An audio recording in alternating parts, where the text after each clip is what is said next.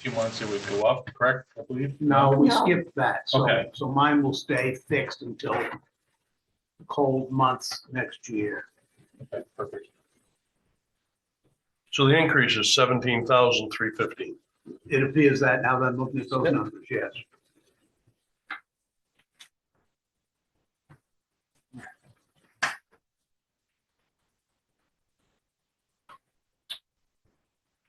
Do you have any other questions on the town manager budget? The building and grounds maintenance. 325, just. That's simple little things around this building that are not paid by the landlord.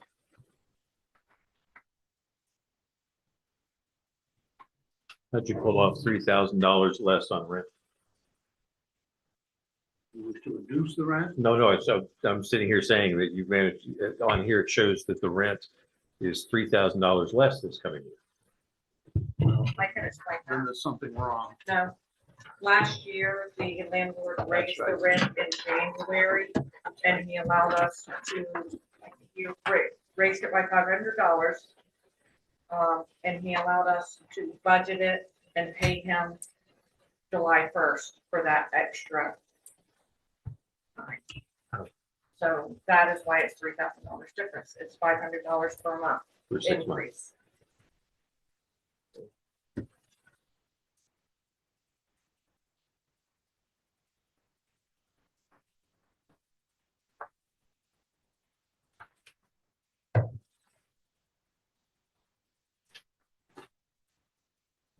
Questions on town manager budget?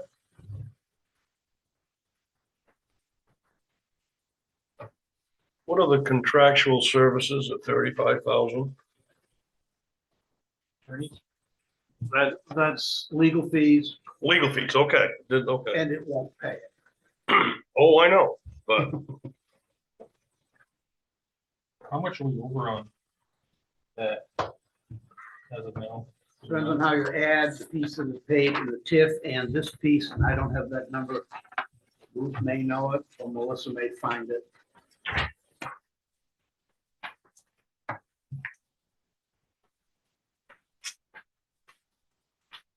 We definitely overspent for what we budgeted last year. Okay, but I think he's seeking what the total spending to the attorneys, and so therefore how much is spent out of TIF to the attorneys.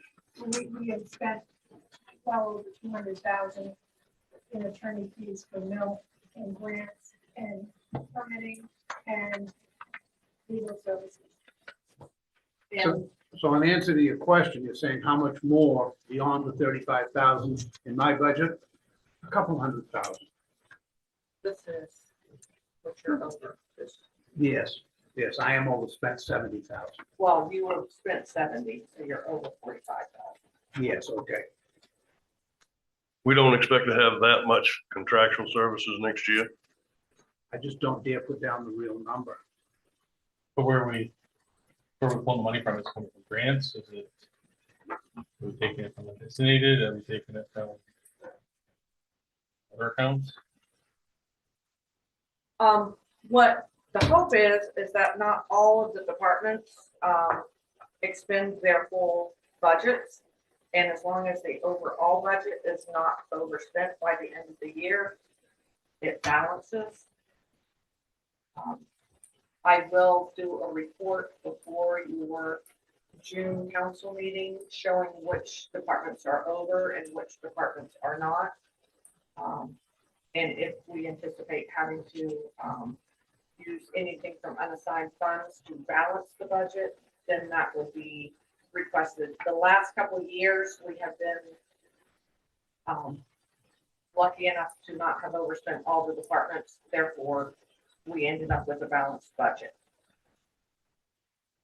Yes, my preference would be that if we're spending $70,000 a year on attorneys, I need to see that in the reflected in the budget. So I'd be happy to put it there so long as the shock doesn't hit you too bad. We couldn't take that out of TIF. Well, the Some biggest people chunk take it. is taken from TIF now. How much do we take out of TIF? You know, off the top of your head? Off the top of my head, Ballpark. we have 200,000 that has come out of TIF this year on legal expenses for a variety of different reasons. We also have expenses going for legal work out of the Lincoln Heights Innovation Corp line of credit. So there is still money left over in the Lincoln Lakes Innovation Corp line of credit. So anything to do with mill work that requires legal assistance contracts and all of that stuff, that is covered under LLIC's line of credit or the TIF budget. We have not overspent that. And we have, don't know if you saw my monthly report, we've been quite successful getting grants. The last project that we got a grant for, well, besides the announcement today, was a $70,000 grant to do the permitting to the DEP for the asbestos containment area at the mill, which is being done by Andy Hamilton and Newton Peabody. That is all covered under a grant we received from GMBC, so that will not come out of those budgets. So I anticipate a lot more of those expenses coming out of grants because of what we seem to be a little successful doing it. So we can start taking some of The expenses in his budget that are coming out of legal is personnel issues and other issues that cannot be covered under TIF. General town issues. is it just coming out of the TIF like reserve account or is there like an No, it actual is budgeted. budget? Okay. George, I agree with you. If we've been running $70,000 in legal for those items, it should be reflected here, $70,000. It doesn't change the fact that we have a balanced budget at the end of the year. It just shows where the expenses are sitting.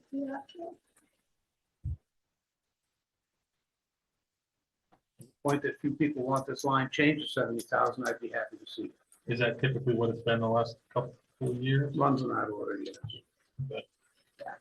Last year, I think was a little bit more, but we had the 3 contracts that we negotiated. Yes. Sure. Yeah, but if we put $70,000 in that line and $50,000 of the contractual is paid by grant money or what have you, then that leftover money ought to be set to help with the tax burden for the following year, I would think. We're gonna put it in there, but we know darn well money is coming from grants to pay for these contractual services at the mill. Some of the grants will pay for contractual services, some will not. So it's a mixture, and I don't think we can predict at the moment where we're really gonna land with that. But if we're gonna go to the taxpayer for another $35,000, because that's what legal expenses has run, but we know some of the grants are gonna pay Some. some of that. Well, what the grants are paying is the $200,000 piece Yeah. that she has spoken of. Right, the Yeah. 35,000 is, we would also change, we would also effectively change the 2024 approved would be 70,000 also, approximately 70,000 also. So it wouldn't be an That would make increase. sense based on what we spent, yes. Yeah. You can't change it to 24 No, after you it's can't. already in there. Change it to You can't 25. change 24. No, but I mean, effectively, that's what we're saying is that it's not an increase. We're just shifting where it's coming from. Right, but these expenses can't be covered by TIF. They're being covered by excess funds in other budgets. These cannot be covered by TIF. Or they're covered by grants. What I'm saying is that money that's left over. The grant money is not going to this line in my budget. Grant money that can pay for legal is going to mill. TIF budget. So, so you have $70,000 worth of legal fees for personnel issues? Personnel and freedom of access and those sorts of things, yes.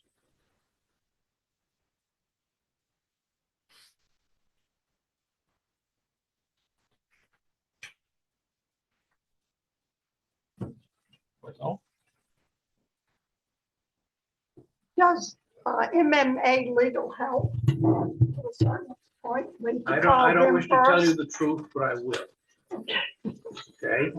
Don't want to tell you the truth because it's uncomfortable and not fun to look at. Maine Municipal Legal will not litigate with anyone. They will not write a contract to you. And if the question becomes at all serious, the first thing they say is, go to your town attorney. So you weigh how much that's worth to us. So they're not being very useful, in other words. I do not find MMA legal particularly useful, no. We pay a fee for them every year for. We pay a MMA fee to legal. MMA, and that is Sorry. included in the fee. We cannot shop and select out of the fee. Thank you.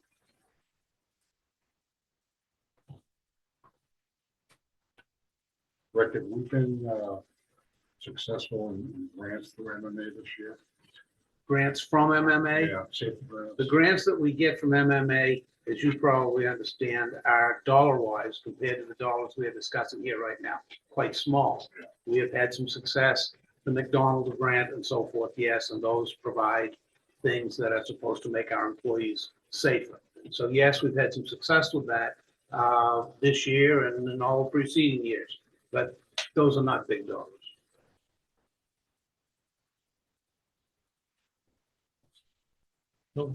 Our MMA dues are in Ann's budget. They're $6,000 is what she's budgeted for those.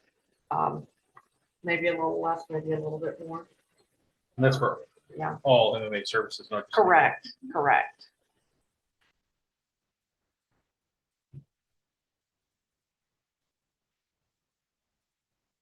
Anyone have any other questions on the budget?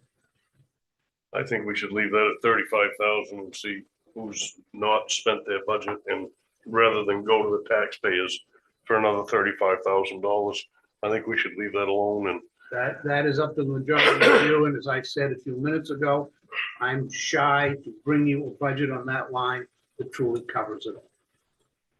but we've apparently got buffers for the past couple of years that, you know, those All the time buffers, I've been here, that has worked. that has worked. So I can't see if it's worked for the past 2 or 3 years, why we'd go to the taxpayer for another $35,000. Goal would be to put the money where it's supposed to be, but then take it out of where we're, Yeah, take it out of the budgets that have been underspent. We'd have to see the budgets that were underspent back 2 or 3 years to be able to say who's gonna lose money here rather than go to the taxpayers. I'd agree with that. But given it that it's so close to the next budget cycle, do you feel good about some of the departments are going to have, you think, unspent monies in their budgets? Primary places we have produced unspent money have been police due to lack of personnel. And we had at least a bit easier winter this past winter. Don't know what the next one will be. But those are the places where money has been coming from.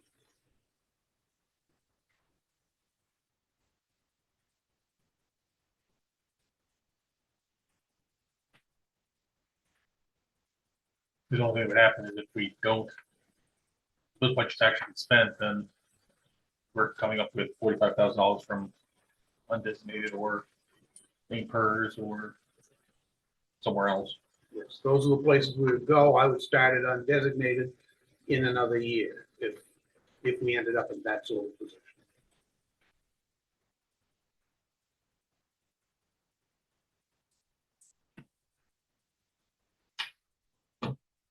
Well, I think if that's what it costs, it needs to be reflected as much as that cost.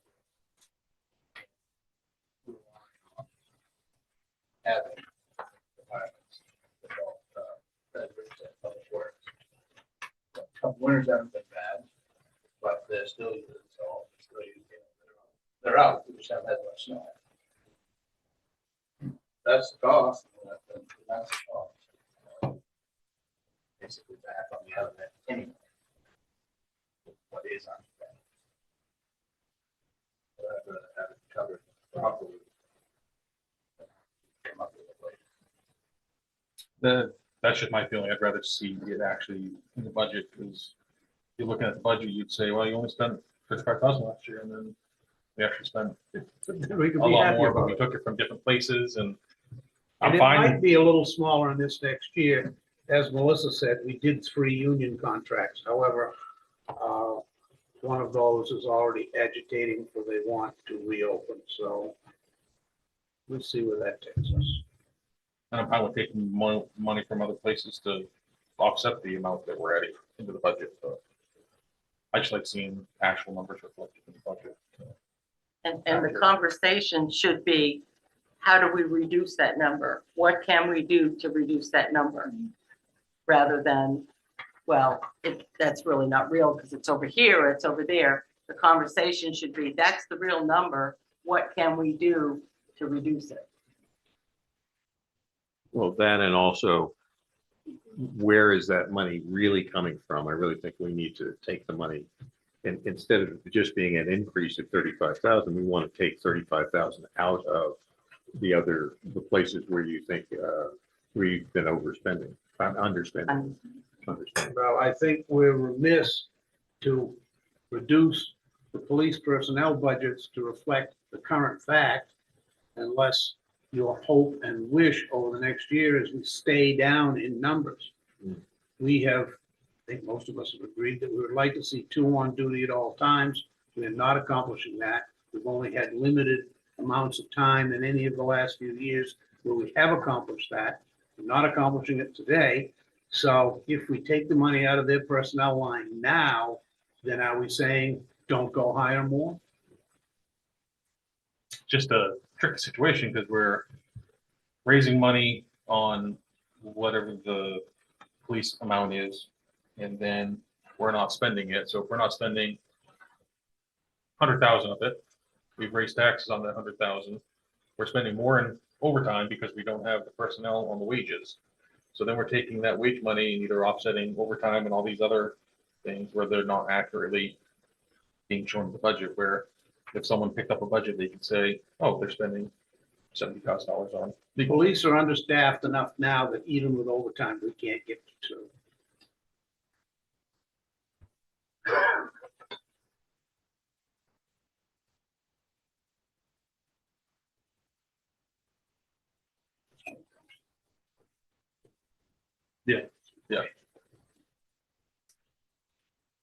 Any other questions on how to manage the budget?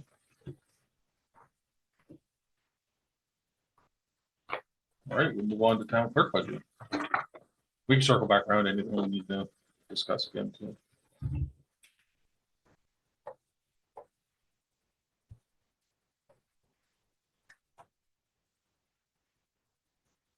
Any questions? Say it. Yeah, go ahead. For the wages, how many positions is that funding?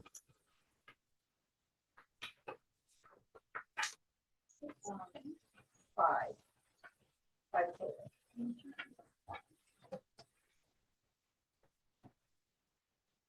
In the increase on, that we're asking for? Is that almost 16%?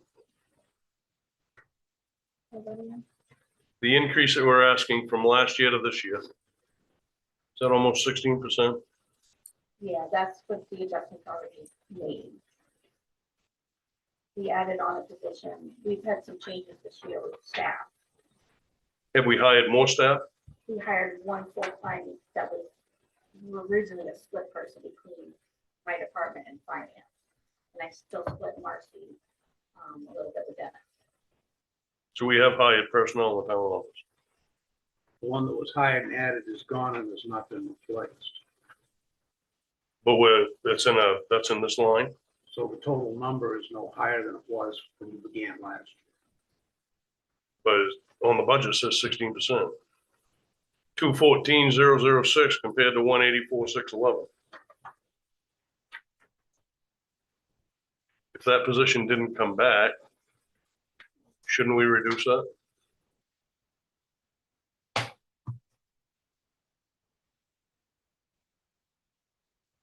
We have full-time deputy clerk, full-time counter clerk, full-time assistant Sure, clerk, we have 3 extra last year. and then tax collector and town clerk. So there's Or plus 3. So it was you plus 3, And a half and a half. and now it's you plus 4. So there was a half-time person there, the half-time equivalent that wasn't there prior to. Does that budget line include hiring an additional half-time or full-time person? No. Okay, so it's just.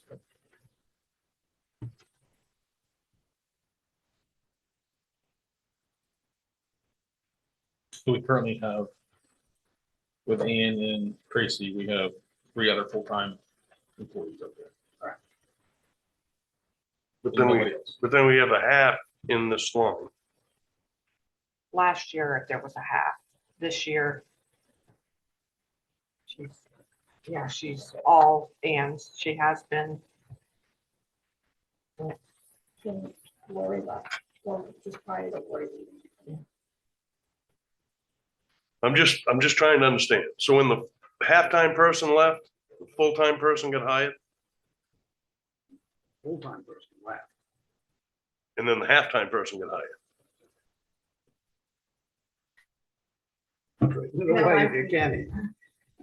Well, I don't, if you guys don't understand, I don't know how the hell you expect me So to. Melissa and I have, for the longest time, had a position that we split. Kind of 50-50. Was it And then- reflected in the budget as split, like half and then half, or? Yes, I think last year we kept it that way. No, I don't think Oh, we I did had not. her in there last She year. started changing around. I can't remember. Oh, I did have her in my budget last year. All I only had less than half. I had like a third of her wages in my salary last year.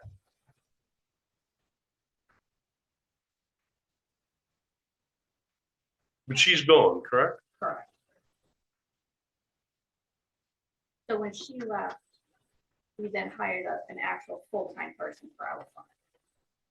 Because we needed more help out front. And it just made sense just to hire a full-time person because it is very hard to hire a part-time person to do that job. And Marcy is only, well, Dennis gives Marcy 8 hours too, so I really don't even have her she's full-time, but I don't have her full-time, You have her 32 hours. 32 hours, correct.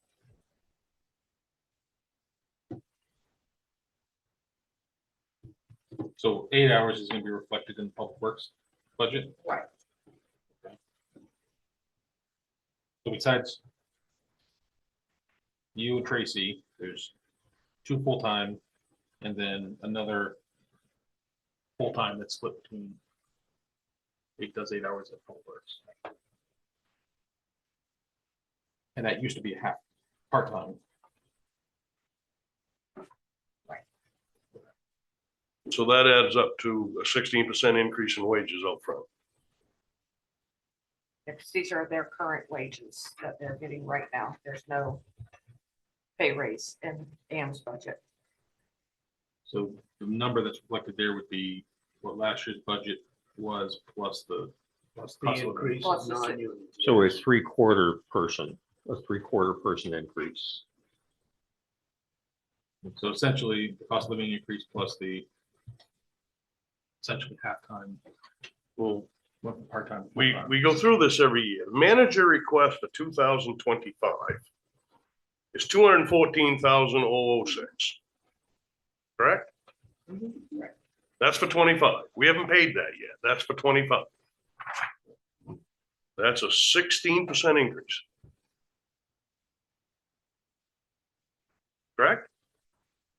On the order of, yes. Well, that's what I'm saying. I didn't understand 2000. I know it's there for 2024, but what he's requesting is 214,000, which is a 16% increase. Part of that 16% is the 6 or 8% cost of living increase. 8% last Was it year. 8 last year? Okay, 8%. So 8% of that 16% is new wages. Was increased, yes. And then part of those hours were in my budget last year and they are not in my budget now this year. Plus, correct me if I'm wrong, but wasn't this the fiscal year budget that because of the way the market was working with wages, we also adjusted some of my people up front so that we were competitive, to actually be able to hire somebody. I think we adjusted this year. didn't we? I think we did.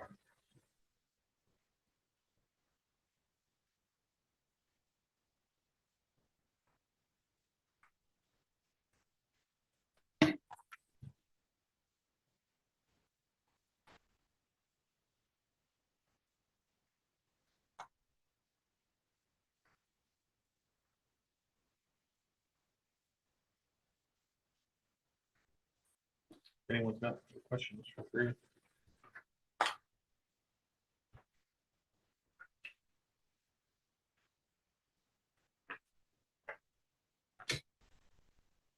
Yeah. Yeah, the advertising improvement, you said that's over, go over that every year. Yeah, I don't think I went over that last year. I think we've gotten better to closer to it now.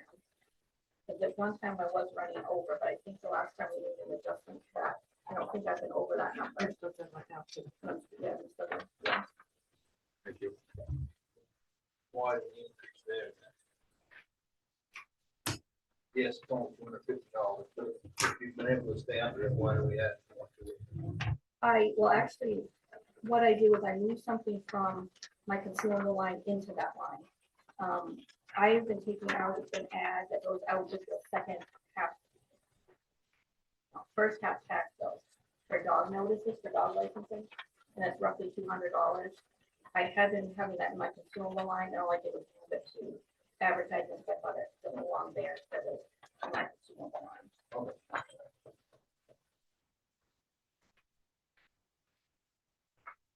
Thank you.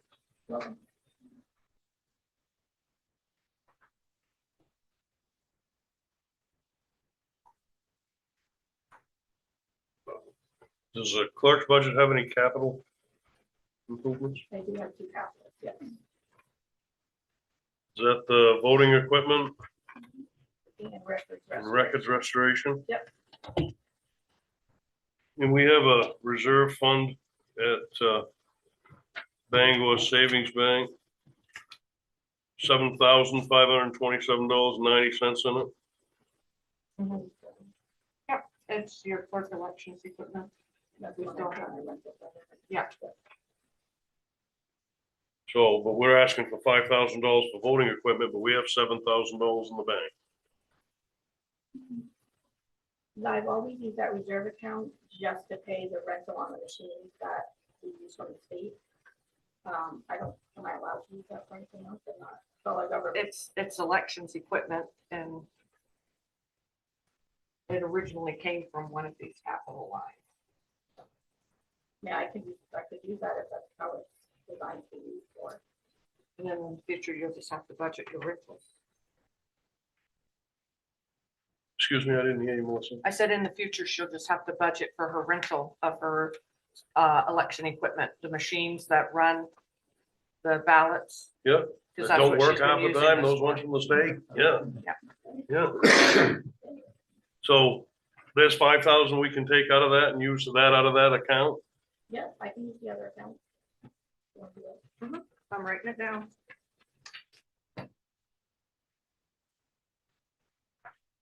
And I guess I'll ask the question right now where I'm looking for $6,000. We have an account at Bangor Savings, just says drone. What- That's out of the TIP account that was set aside for a drone for coding and assessing because there's a lot of remote areas where they have boots up and you can't get in. So we were going to get licensed so we could actually go down and see what's in those properties. We have property in the town of Lincoln that we assess that can't get into. You can get into it, but it's quite a hike, yeah. I just didn't see any need for a drone. That's why I was bringing that up.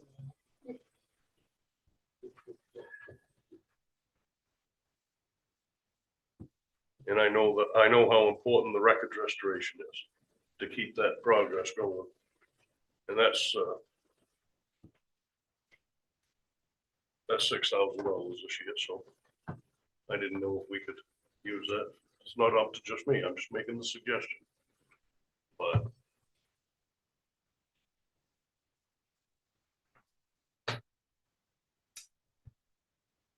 I would say if we're planning on going for a reevaluation, then we probably wouldn't have a need for a drone, Would or not. would not. Because if they're gonna do a reevaluation, they're gonna do all the work, so. We are imagining that it's yet 3 years away. We save up the money to do it. And there are some properties in this town that the assessor has never seen, can't get to. The drone will at least tell us it's a building. What would it cost to pay a currently licensed drone operator to look for us? I guess we got to know how many of those buildings we have, and the current licensed drone operator would be. I don't think it would cost you $6,000.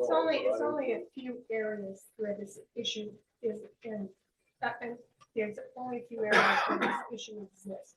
And you probably could have a licensed drone operator review those areas in an afternoon. So it's very reasonable that that could happen. And then we wouldn't have to train an employee to have the ground school, Wouldn't have paid the license? we wouldn't have paid for the license, and I just think that money could be better spent with the times that we're having right now with the tax base. I think that money could be better spent. My opinion. This question probably be more for Stu, but there is an affiliated license that they have to have to do that. I think so. Yes, there is. Positive, but I think so. I don't know how expensive that would be. So,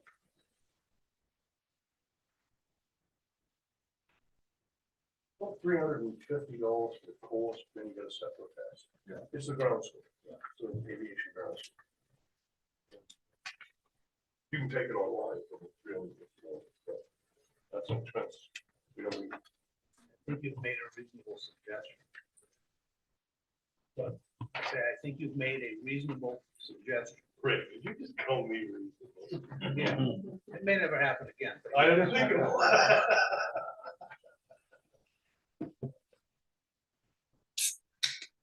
Well, we can apply that to the record restoration, $6,000. Where were you seeing the drone at Bangor Savings, John? I'm just, It just says drone. Oh, Doesn't yeah. say whose drone, doesn't say what drone. Oh, it's my tip reserve. Yeah. TIF reserve, okay. That's TIF money, not Bangor Savings money. That's not a reserve account. That is Ruth's TIF reserves Where is that money held?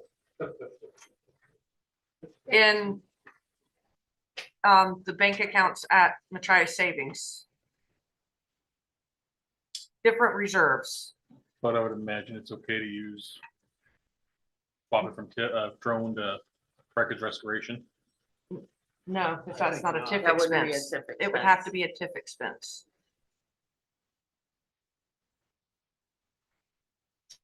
So we might be reducing one cost, but we can't transfer. Or you cover this. So if we can find one area where we can take 6,000 out of the budget into a TIF Yes. expense, and then We put that 6,000 into the wages in the clerk budget? No, because it's TIF. It has to be something TIF related in order to You use could that. put- You could put the 6,000 into the treasurer's budget because she oversees the funds. So you could reduce the wages under finance by 6,000 is what she's saying.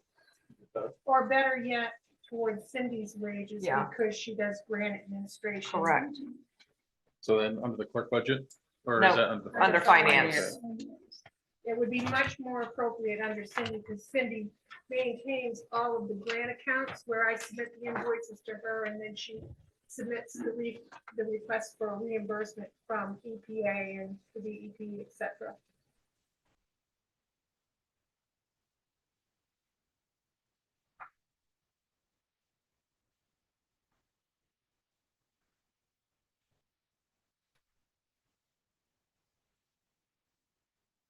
Would that count as wages or something else? It would count as wages. It would count as- Yeah. So the, right there on just these two things, we've reduced tax burden $11,000.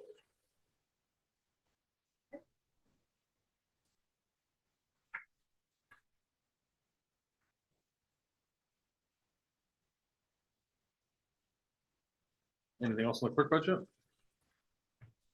Okay, we'll do clerk revenues. If there's any questions on that?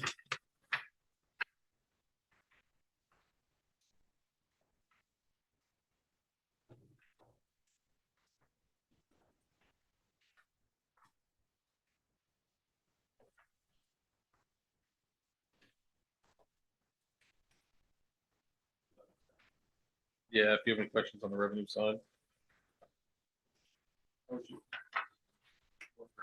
It looks to me like you're showing collections. For most of these things less than what was approved, and yet we're keeping the proposed for the same level. Exception.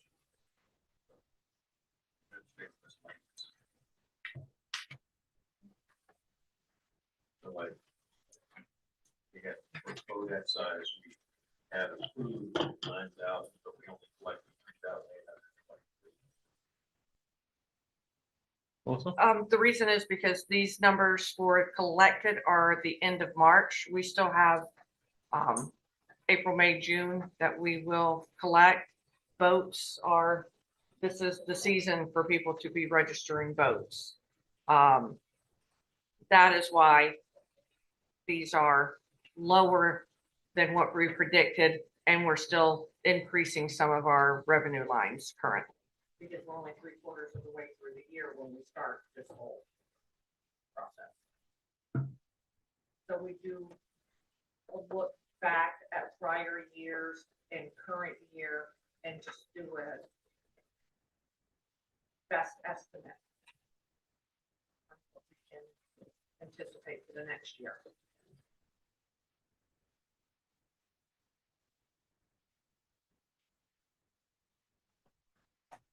Anything else on revenue? Yeah, Rick, what was the collected previous fiscal year? I don't have that. I can look it up for you. I just wanted to compare.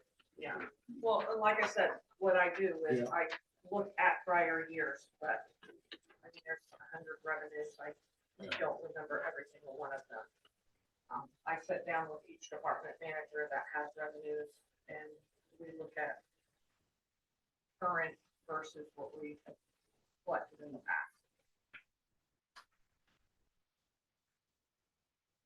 Okay, so, like, under disposition of human remains, that's just because we're behind by 3 months. That is because of what's been going on in the paper. Got it.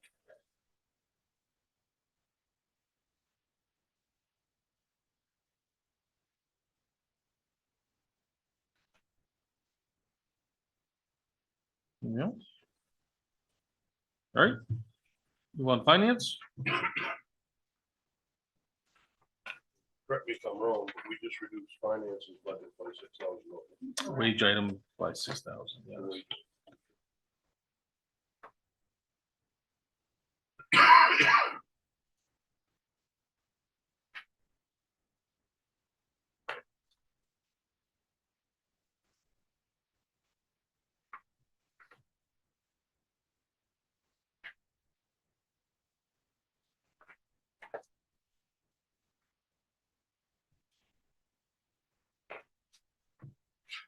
What has any interest?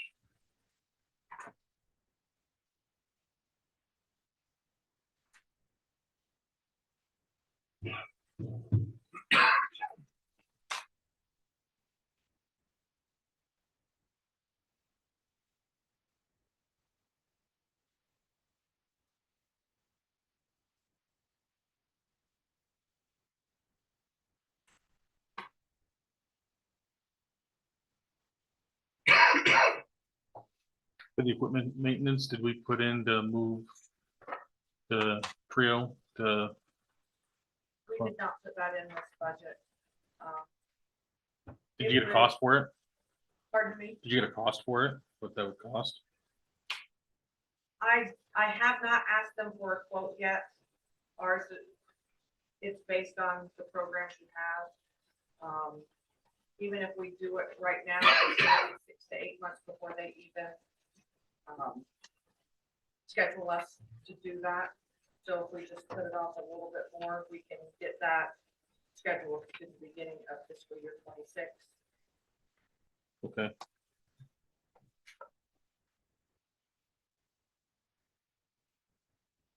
So the cost fees because we're getting ready for a lot of. We are in the process of multiple audits this time.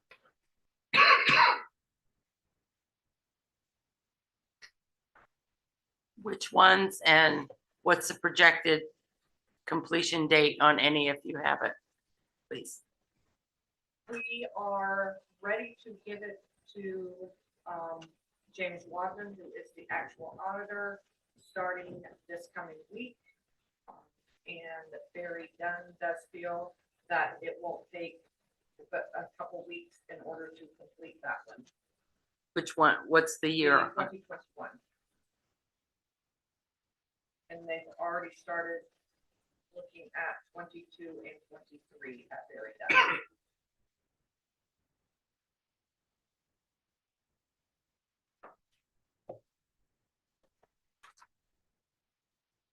Thank you.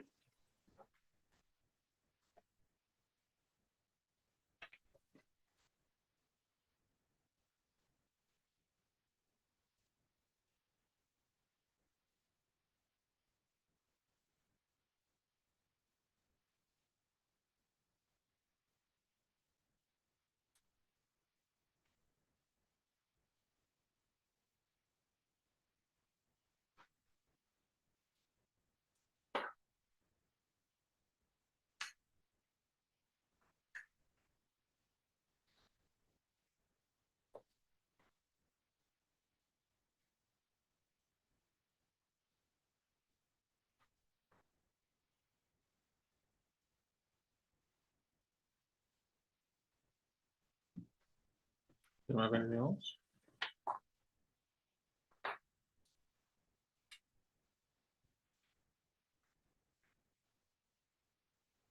All right, finance, revenues.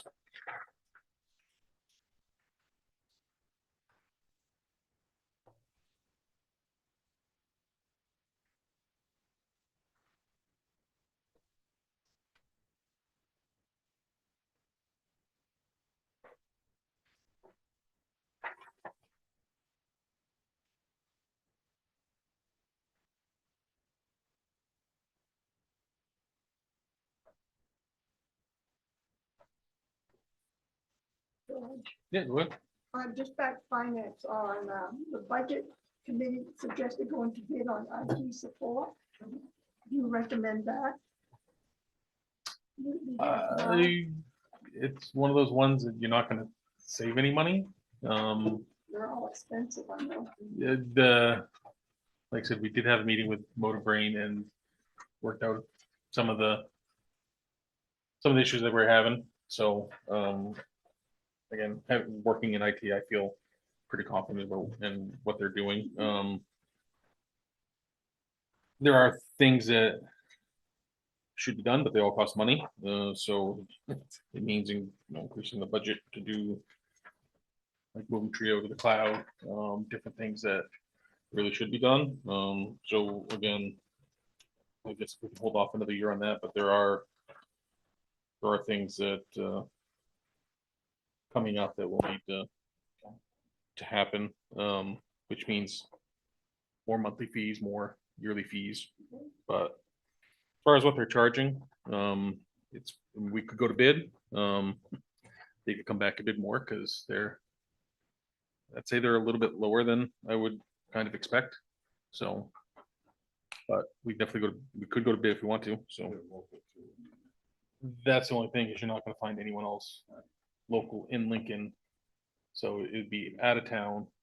And if you, and again, I know you work a contract, but they're out of town, it's $175 an hour. And then it's usually 100 and 300 or so dollars an hour of travel. So if they have to travel. So now again, you can work your contract however you want, but that's usually the rate. So.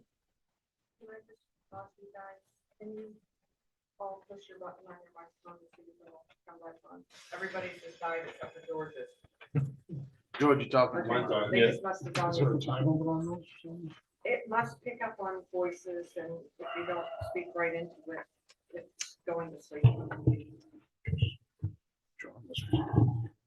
Mine was all, imagine it.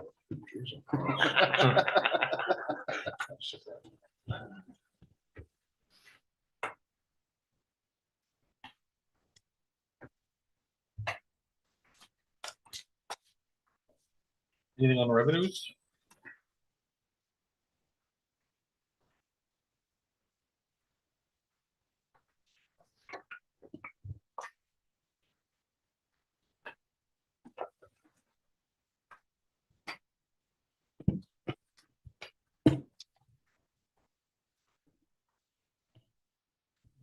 Move on to assessing.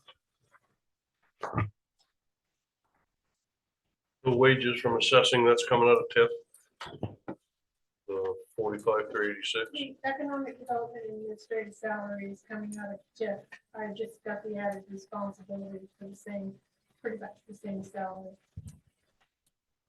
So the salary has been eliminated because I'm doing both jobs now.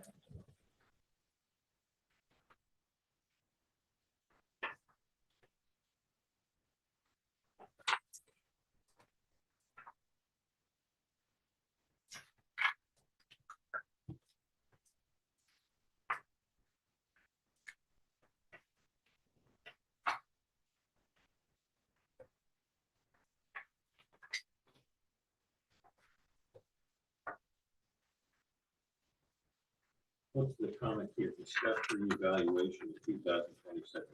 Put in capital. That has to do with this year. You want me to get into that? The reval? I thought Ruth might jump right into that, but, With the market that we had during COVID and the volatility of it, and the fact that for the last 30+ years that I've been doing assessing, I can find consistent measures of value to tell basically different categories of properties, what they should be assessed at. It's all over the place right now. We have a lot of inconsistencies, and I really feel where every town in the state of Maine is experiencing the same thing. The last total reval we had in the town of Lincoln was in 1971. I think it would be a good idea to go out to bid, get in the queue, because right now, because so many towns are doing them, we're looking at 2027, 2028 for a firm to do the town of Lincoln. I think it needs to be done because I think the danger of doing these adjustments that are recommended by the state to keep our ratio intact actually has the effect of raising some people's taxes that shouldn't be because they haven't kept up with maintenance on their property and they haven't kept up with the new trends in the energy and heat and stuff. So actually their properties, because what's happening to them is inside and it's not readily visible outside. Then you have the others that are upgrading to new kitchens, new bathrooms, etc., that you can't see from the outside that are probably being assessed too little. And I also can say that with the opening of so many subdivisions around the water bodies, it's really very specific markets because you have the markets of the remote with no electricity and private roads. You have the market with a town road, power. There are so many different markets. I just think at this point in time, it's a good time to go out to bid and get in the queue for a revaluation to get everybody up to where they need to be. Lincoln is big. There's almost 5,000 properties in Lincoln and it's very diverse. We have the most active market for sales and property transfers. We're second only to Bangor in this area. I certify probably anywhere from 230 to 250 sales a year in the town of Lincoln of diverse properties. I think it's time. I think it would be a good time to do it because I don't plan on working here forever. And I would like to leave the town in a good stead when I retire, and that would be, everything would be up to date. So the next person coming on, it would be just a maintenance sort of thing. So that's my recommendation. And to make it a little easier, I would recommend that some is put aside for multiple years so you don't get the big cost all at once. We are not alone in this position. Substantial number of municipalities in the state are in a similar condition. The contractor to do this work, that's, as Lucas said, not available anytime soon because they're all very busy. And we have got to effectively get in the queue to be able to do this a few years from now. Question for Ruth. So do they go to every home, go inside? Yes, they do. they do. And at the same time, they'll also automate all the property cards, the photos, everything. So that'll be all up to date and done. Excellent. What are we talking about it for? It's in the capital budget. We put a third of Ruth's original estimate in this year's capital because she was saying do it over a few years. So a third of that is 163,334 is what we have put in the capital. That is what Rick would had requested. And I got the pricing from current communities that have gotten contracts for revals, even though they're to take place a couple years from now. They've been on the contract and signed the agreement that that's the contract they'll work at in a couple years.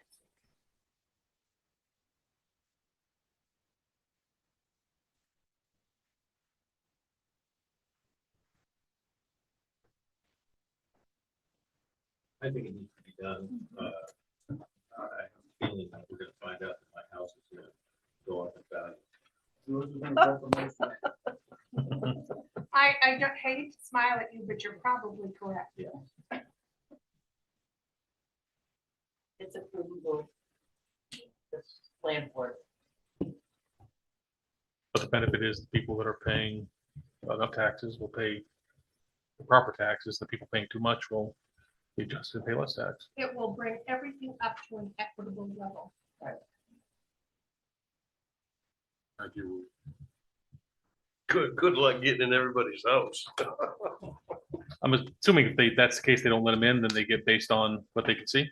There's a thing in Title 36 that says if an assessor is denied access to a property, that they can determine the assessment and the property owner has no right of appeal.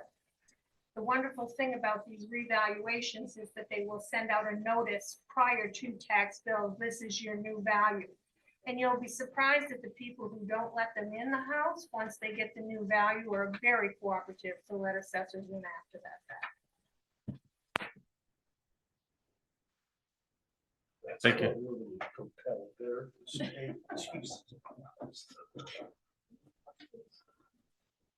All right, anything else on assessing?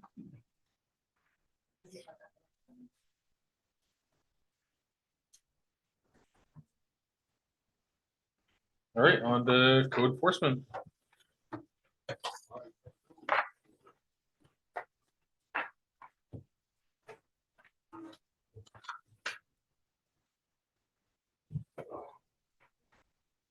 Anyone has anything, just go it out.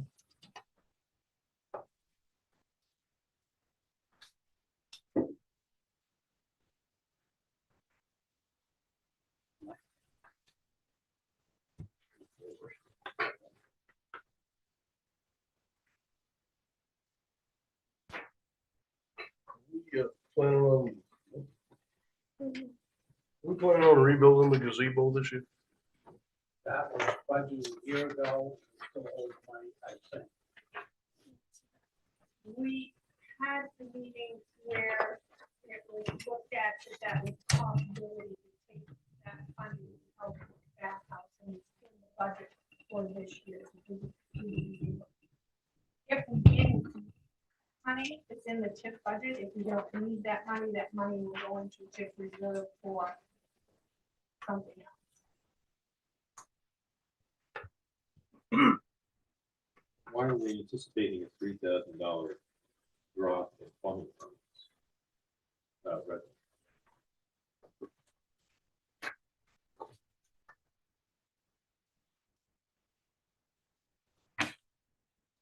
That would take discussion with you and I have. I think it was a drop because we aren't collecting what we anticipated. And it was to adjust it to be more in anticipation of a real, more realistic number. I think the revenues that were projected in plumbing look to be a little more than they should have been last year. So this is just to bring it back to more of a reality. I didn't do the estimates last year because I wasn't in that position. We're helping with another position.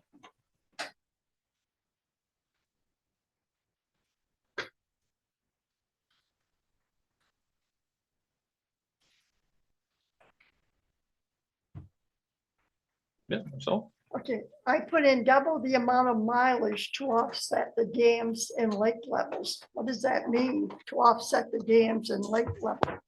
He is the frequent inspector of the dams. As you know, we've had questions regarding the various dams and water levels. So he has been going to them with frequency. Wink Libby is still paid the pittance we give him, and Wink is a help to Wade, but Wade is learning the dams arrangement. And we do go and look at them with great frequency, particularly in heavy rains, because we have to let more water go. It's not really offsetting it, it's just adding mileage. It's offsetting what he's doing without charging us prior to, yes.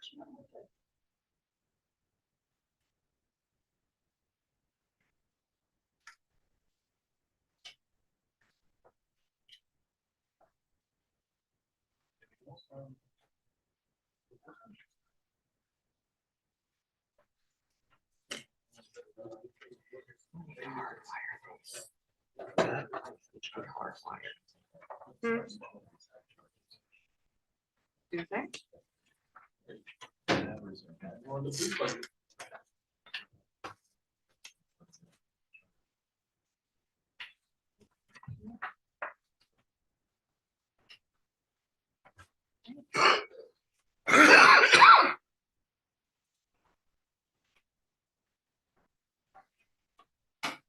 Marcel? Yes, how many regular police officers do you have?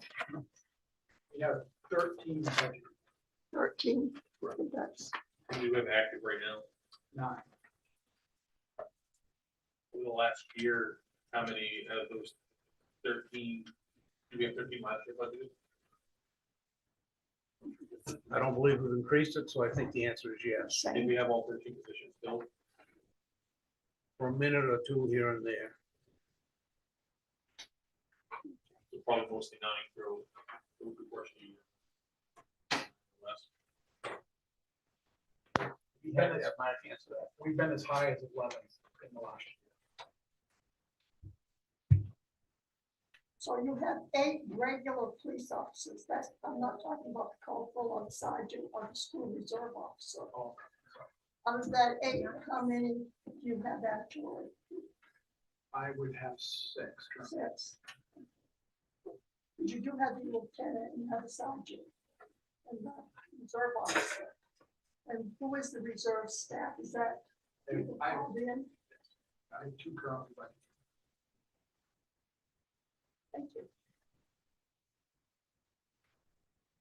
It's just my thought, I guess, I don't know if we can do this with community budgets now for the unions, but we've only had as high as 11.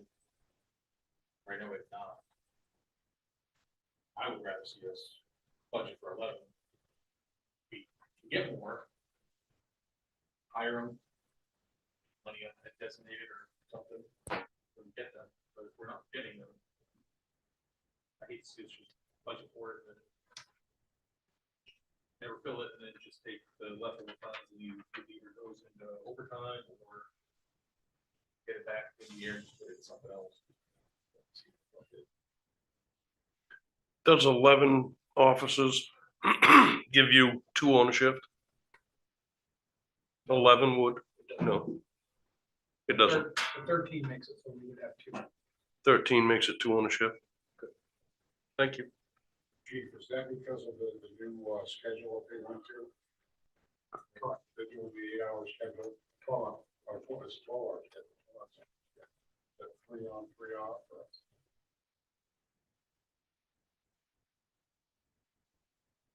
So I mean, last year's budget, so the previous year, we didn't fill all. We're raising, Not using. we're using it for other areas, whether it be offsetting the current budget. So if we had money left over this year, it just go back and help offset the budget, this current budget. Or we're just doing process over, or we're raising money. Again, whether we use it for offset budget or other expenditures. Yeah, I'd like to see several positions. Yeah, It would make sense to reduce it, because we know that if we're able to hire more police officers, we would take it from the undesignated funds, but we're not appropriating that money now.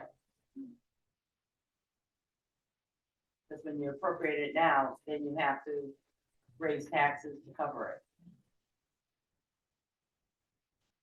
And we're not saying don't hire those police officers, because if we're able to get them, we'll find the money in undesignated funds, but we're not raising taxes to cover a position that we may not fill. Or if it's over a month, Right. that's all. Just because, again, I have to see what each position would equal, but then I'm assuming we're spending so much overtime because we're not filling the positions that that's up to. But we're not touching the overtime budget line. But if we remove whatever, the remove one position, that might cover the majority of the overtime.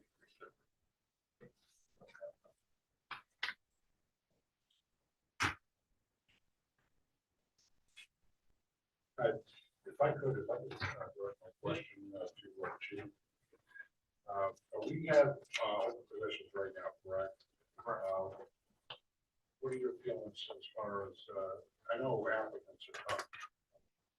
What are your thoughts on how long has this been? Quite a while. So this isn't unique to Lincoln. It's a statewide issue, for a couple of reasons. One, frankly, people don't want to be police officers.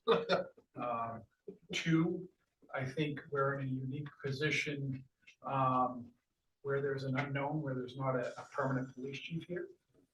That puts a little bit of angst in people. I've heard that from outside agencies that may be interested in coming to Lincoln. That's an unknown. So obviously, I present what I believe to be a fair budget, but I also understand the point of allocating money and not filling that position. I do believe it may be a slippery slope, though, that we are fortunate enough to hire a permanent chief, and we have the ability to hire good police officers. I think our wages are competitive now. We've got a good department. I would be hesitant, though, to hire somebody depending upon having undesignated funds that may or may not be there. I personally feel as though that's not being fiscally responsible. Thank you.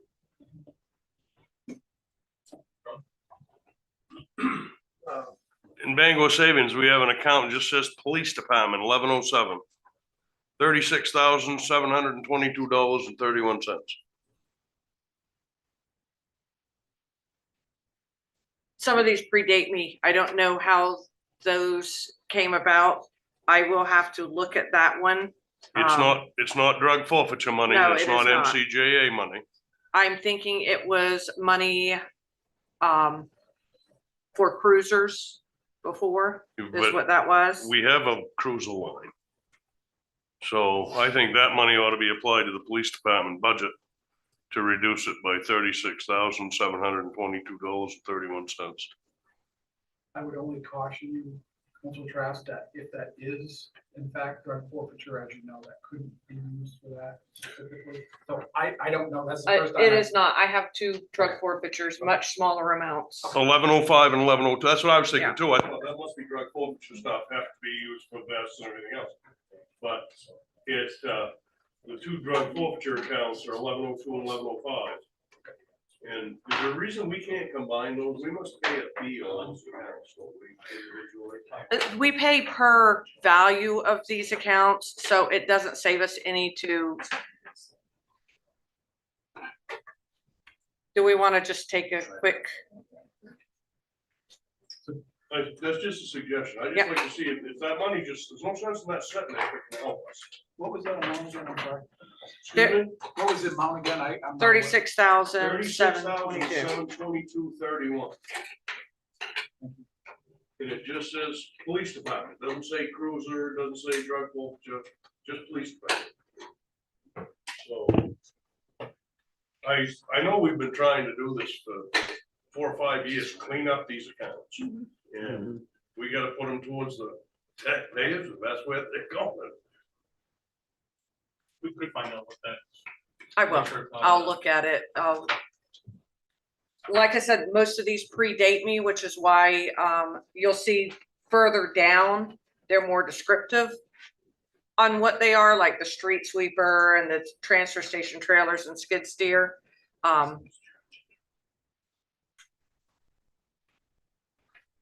But my assumption is it was originally probably police cruiser money.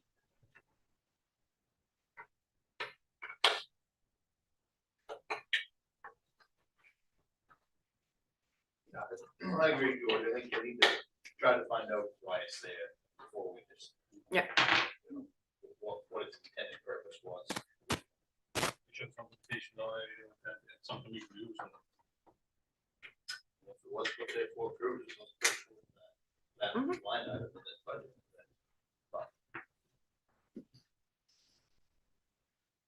We have money sitting around. We don't know what the hell we use it for. That's, that, we need to know that. Exactly. So.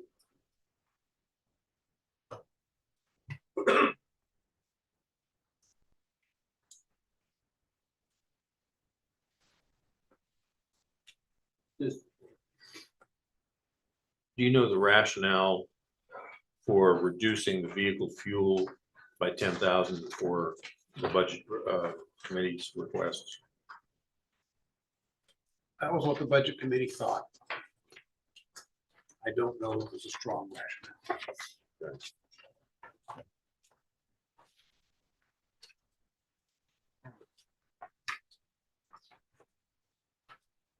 Do we know what that line item is at right now? Is it looking to be fully expended?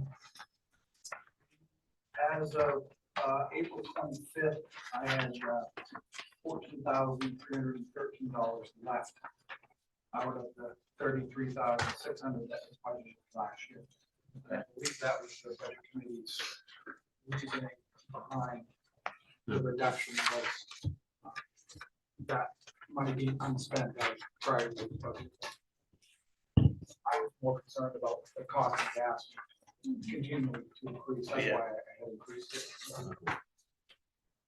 it. I'd like to put a little an asterisk there, so maybe before the final vote, we know what we've expended. If we still have $10,000 left, then, you know, maybe adjust a little bit. If we're right on track to have spent it all, then we're probably gonna spend the same amount next year, if not more, so. Unless gas suddenly goes down, so. And we can see that is in the capital line for the PD cruiser reserve. Budget committee request, please tell me that's a, It is a typo. It is a formula error. One of the budget committee members actually pointed that out to me this morning. So it has been fixed in the budget book. 405,668. It's adding the You're two getting a lot lines of above it. We're just gonna get some really nice cars. It is definitely a formula error. Okay, so, and I would have no problem if that account at Bangor Savings was applied right to that police cruiser reserve. That reduces that. And I'm sure we're collecting 0.0002% interest. Maybe half of that. Yeah. So that would be just as good in that cruiser line. And that would reduce that by $36,722. So. Yeah, go ahead. Chief, how many officers do we have that are getting 4 weeks vacation right now? Because I know that wasn't there one that just got done? I don't know how many. You don't know that I don't have that information right in front of me. I can also, I wouldn't want to give you inaccurate information. So Just looking at maybe, you know, at the time, I do know when we produced this budget, that 4 was correct. Whether that's changed now or not. Yeah. I don't know, but when I put the budget together, we had 4 that were forward. we had an officer, just recently, right? We did. He was getting the 4 weeks. He was getting the 4 weeks. Yes. Is that based on time? Time here? contract for this.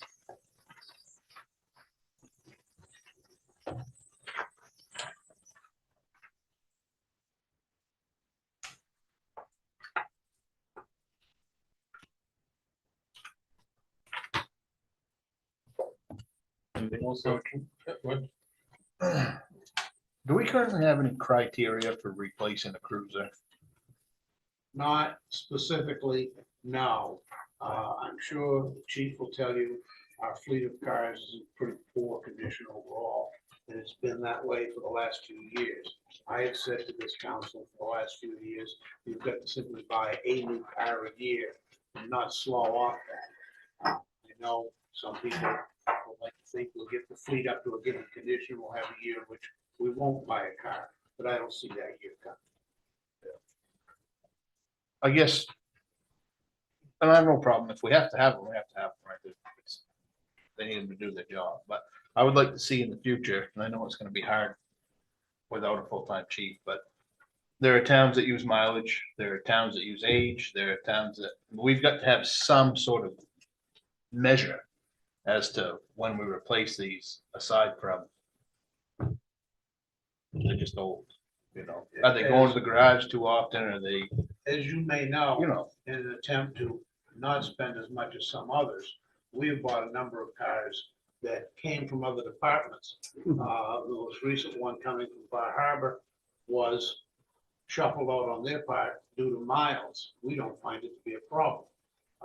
So I'm not sure what standard we would use, other than maybe the public works mechanic does an inspection and something to that effect. I don't know what other standard we use. I just think there should be some sort of unit of measure for that. I depend on the chief's judgment. I agree with you completely. We've actually, since I've been here, I've added a fleet manager. It's actually done a very good job at keeping track of vehicle maintenance concerns. We have all of that documented. You'll see on my list here, I had 3 cars marked as poor, and they are poor at best. Yep. And control vehicles, frankly, I'm not sure about that inspection. And as you know, as we cycle out a cruiser, it goes, either goes to the detective or it goes in on patrol or it ends up at Public Works, it may end up at Parks and Rec. So we do cycle them through where they may not be fit for duty for a patrol position, but they could be used to in another department. So these 3 that are marked as poor, we are struggling to keep those inspected on the road. So, but I don't disagree that there does have to be a measure. I think, as Manager Robinson alluded to, a car a year for an agency this size is, because you may have a year, as we all mentioned here, we're not at full staff, so these cars aren't 2 cars on the road all the time, so mileage may be down, but once you get behind that 8 ball, we're in a situation where we are now, where we've got 3 cars that are extremely poor condition, and actually, we have even more than that. And I give the story. One of the first days that I was here, all of our cars except for one was out of service, and Dr. Jacobs had to walk to a call. But we don't want to be in that position. So, We've done well. I'm very appreciative of what we, even though they were used, you may recall, it comes to one that was had only 13,000 miles on it, was fully equipped. Once we got it here, we noticed there was some stuff that we hadn't noticed, but again, it was nowhere near the cost of what a new car was. And as Manager Bronson, we bought one that has 150,000 miles on it, but it's going to meet our needs. It's in much better condition than some of the cars we're driving right now. thank you. Point taken. Thank you.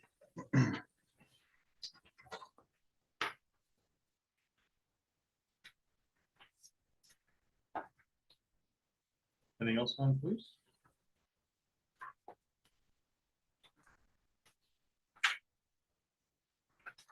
Right, on the fire and the maid department.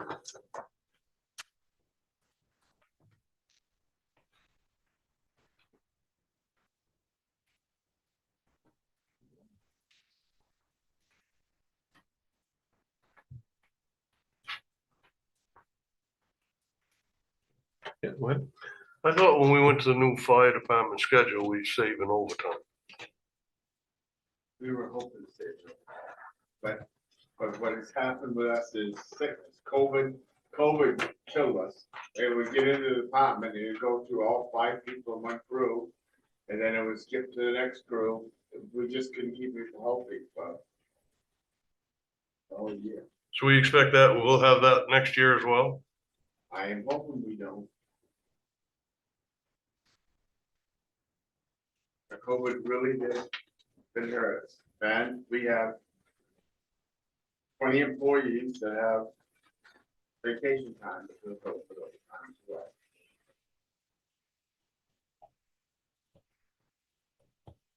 We have an account at Bangor Savings Bank that says fire department, $72,434.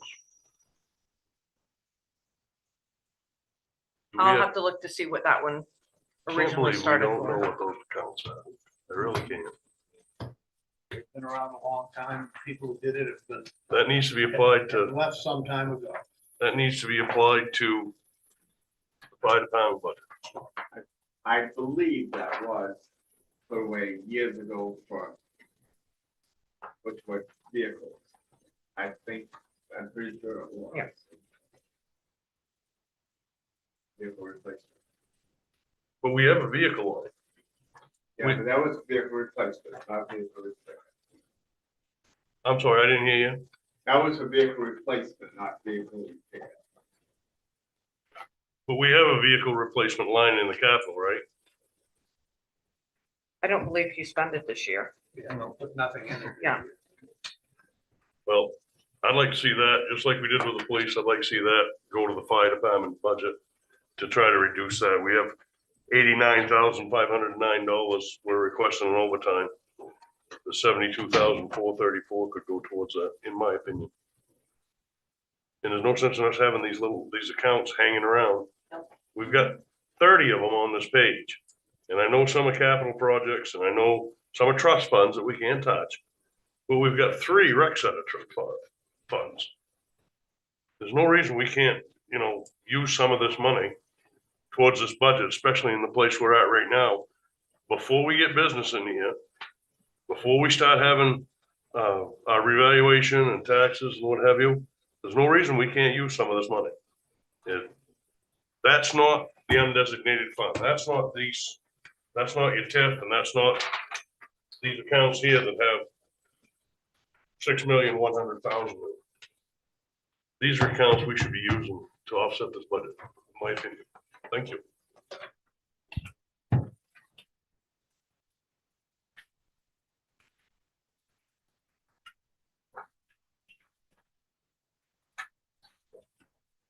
Again, I mean, same thing John said. I mean, every year we change the wages. And last past year, we did something was gonna save us almost, I think we said 100,000 in overtime. Now we're back with 100,000 more in overtime on top of the 282 that we already have budgeted. I can't stop people from getting sick, but He's right, we need to use that money. I mean, we just in the fire and EMS department alone is almost $500,000 increase. And judging from the ambulance stuff, we're set to lose $500,000, maybe roughly, for the EMS ambulance service this year. I think it's closer to $250,000, but yes. I think as of right now, we're down.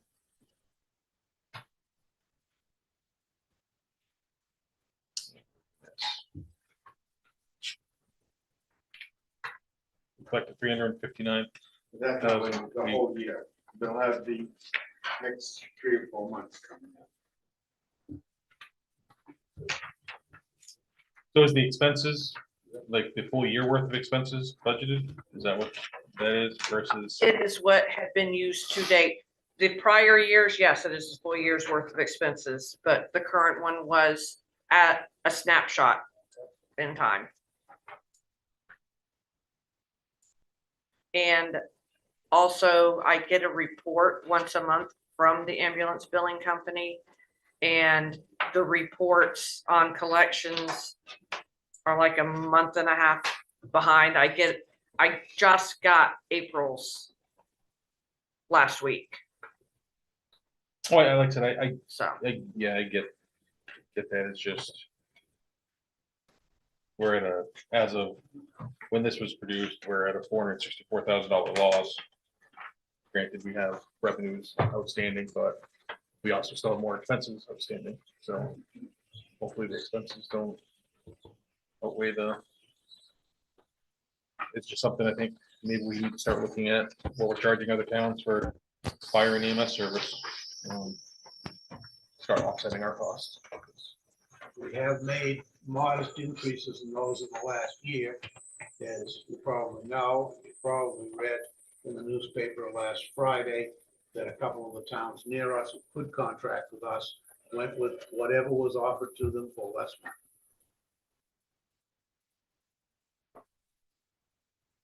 We no longer go there. That's no step. We won't until July 1 for that contract. Do we have a current contract with them getting paid? Are they currently paying us? None of these are ones we have paying contracts with. Then I would assume we don't go there at all. But They're not paying. We bill them for lift assist, Oh, yeah, and we also get the income if we transport. but not for fire. We don't go there at all for fire. Yeah. And go ahead. No. And I know we talked about it. Are we gonna start charging just a yearly fee for EMS service on top of everything else? The towns? We're not prepared to yet, but we certainly could go there. Okay. Just, again, I'm trying to think of ways to help offset the budget where we can. We're looking for a new compressor at the public safety building. Do we not have a compressor there now? The compressor that we have that keeps the air on the trucks is. So the brakes are freely really, I want to say, and it runs pretty near 24/7. The one of these days it's going to die. I mean, it's running 24/7, it's filling the trucks full of water.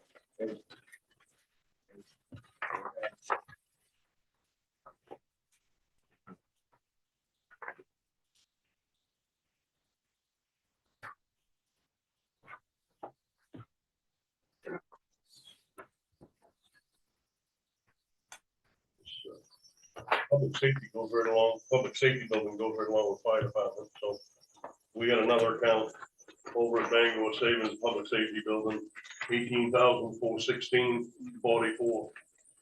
I don't see why we couldn't apply that right to the fire department budget.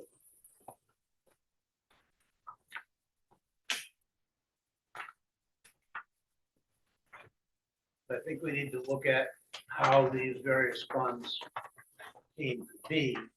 But then I don't disagree with you at all. That's why I'm bringing it up, Manager Bronson. It's that money sitting there that we're not gonna go out to taxpayers if we've got it in the bank and it's under fire department, police department, public safety clerk. and Public Works and, you know, rec center, I mean, we've got those accounts. We have to know what those are and why we're not using them.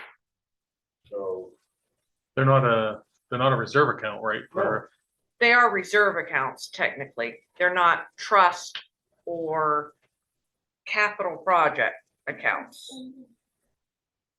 that's what I was like. Fire They're department. not that's trust, so it's not like there's guidance from a document that was filed. it's not like there's animal trust or anything like that. No, but it's not like 3 years ago, we didn't put $70,000 in the fire department, for capital budget for fire engine. Right. Correct. Like I said, most of the newer ones, we will have a little bit more detail on, like the transfer station trailers. We know what that is for. Those are for those replacement trailers. You should be able to figure out when these were opened and It's gonna take, put in there. hopefully by this time next week, I can give you an educated answer on those. I'll have to look back at prior budget seasons. But we do have minutes that I can look through. You'll be able to see when the money went in and then Mhm. go from there. Yep.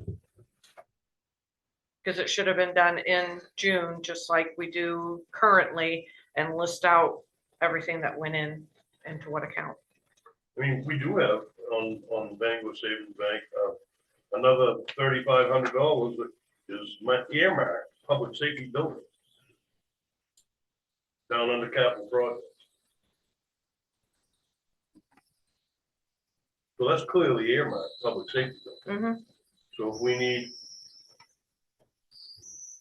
equipment or we need repairs at the public safety building, I would think those two accounts would be able to be used for the public safety building. Seems reasonable to me. Well, I said reasonable again. If you spoke. Jeez. Okay, maybe not. One of you can't be.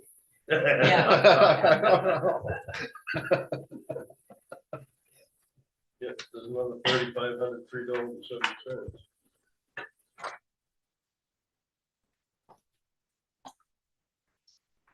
So the 50,000 you asked for in that fire department budget, you reduce that by 22,000. You looking at the public safety building account? The one with 3,500 in a capital project, public safety building, 2112. But there's another one as well up top that is public safety building. 18,416,44. It sounds to me like one's a capital project fund and one's just a reserve fund that could be used for both, for the public safety building.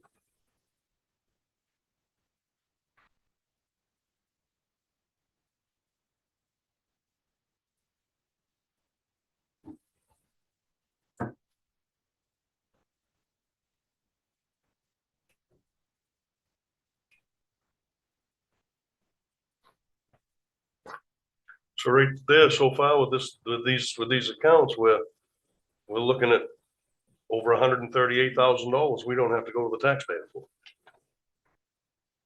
I don't think that's a bad thing.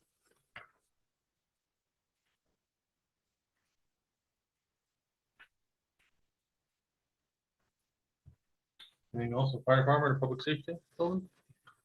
I was just curious about the fire fees under the revenues. Looks like it's doubled, that we increased our rates or something. Yep. Not that much. As was asked, only a few minutes ago. Okay, I was wondering if that was what you were talking about. Yeah.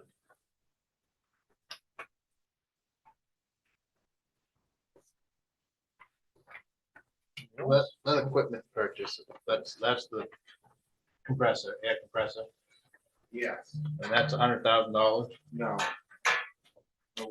Are you looking at public safety building?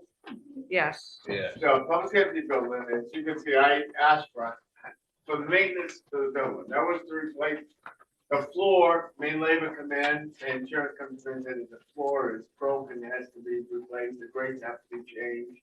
So I put in my budget for $60,000 that repair. And $6,000 was metal on the walls and the ceiling to get the dry rot stuff out. So, and town manager's already cut that 50,000. So now we're only requesting. What do you actually need? That's what I'm asking. We actually need the walls completely rotted out on one side. And that's why we put it for 100, so it's the metal to the ceiling, metal to the walls, and $6,000 for the floor. Did we get that price out quoted? We have over the last year, that's over the price out. So it's estimate, you get the estimates for 100,000 to do all the work.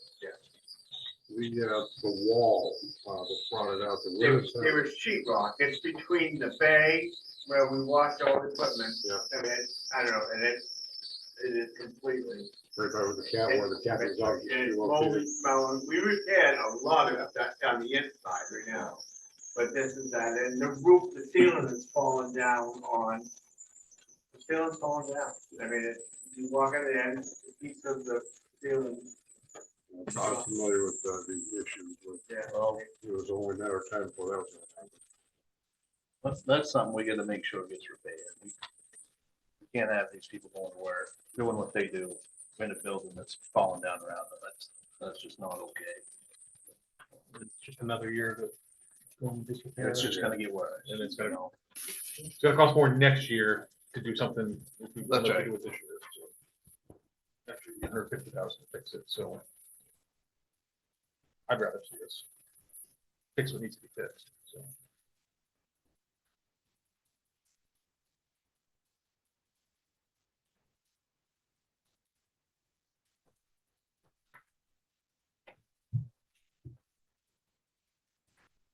And to John's point, with those accounts, that amount actually becomes less if need be. You know, so once you figure out what those are there for, better apply them, I think, but the building's gonna be fixed. Might be.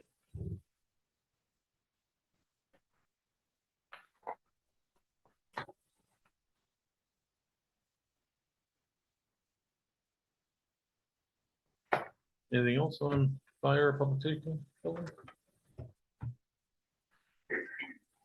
All right, utilities.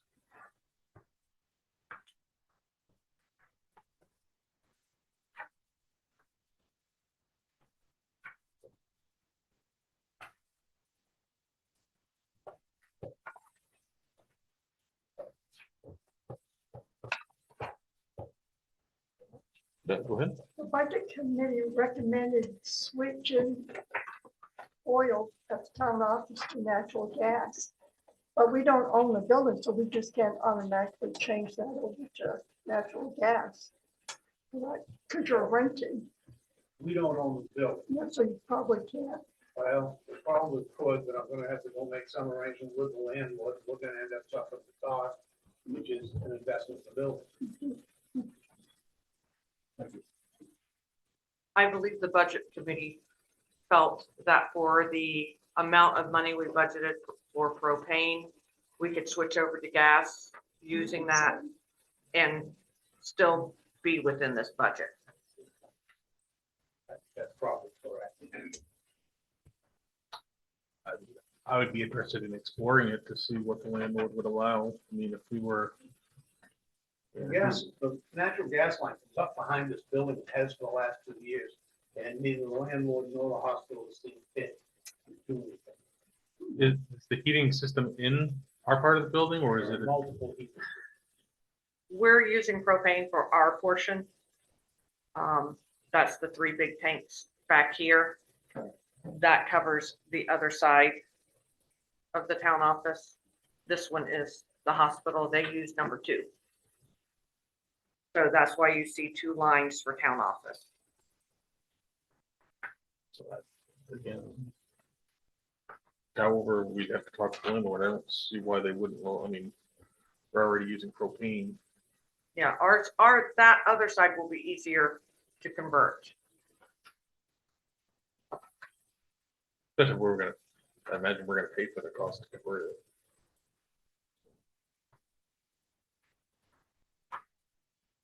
Well, I don't know how I feel about paying for the cost to convert it in a building that we don't know. We don't know. We're basically paying for somebody else to upgrade their building and getting nothing for it. A little bit of savings, not a lot, depending on what's over there. If you can just swap out your burners and change it, that's what you have to know. Yeah, well, what's the savings over a period of 5 years? That's what we need to know. Relatively substantial. Natural gas of those sorts of fuels is the lowest price per BTU. Propane's almost the highest. So even if, our problem is if even if we have to pay for it up front, we actually will probably save money over a 5-year period. Over some time. Yeah. You'd probably be looking at a 10 to 15-year period, because I mean, unless next 5 to 8 years, we're looking at spending 20+ million on a new town office, then we're probably gonna be here quite a while, I suspect. long term. I mean, I'd be interested just to see what the No, definitely. cost is to cost is and then what we would save or estimated we would save to see what the payback period would be. Make it, what would make it worthwhile.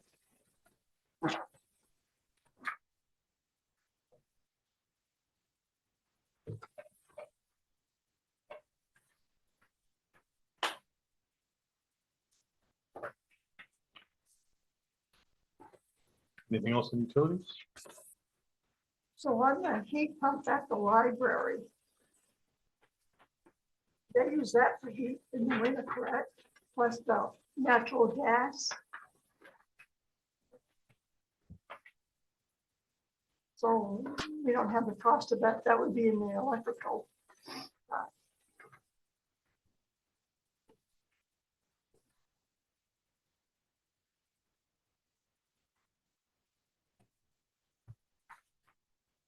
Anything else? All right, on the public works.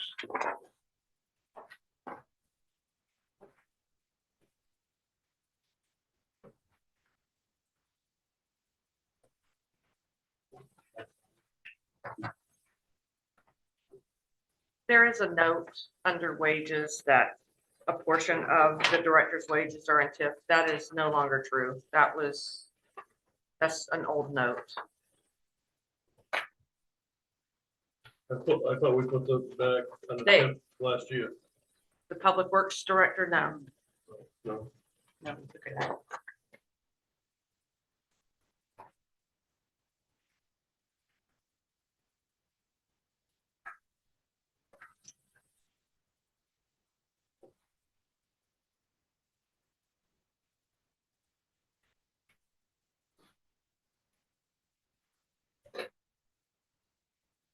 Go ahead, John.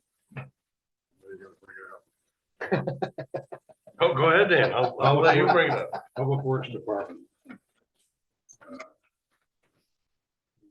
10,523. Yes, number 1109, Public Works Department, 10,523.20. Then we have a capital project down here, Public Works Garage, 15,548.96.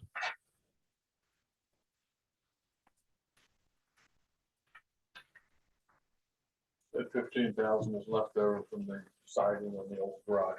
Okay, so we can use that.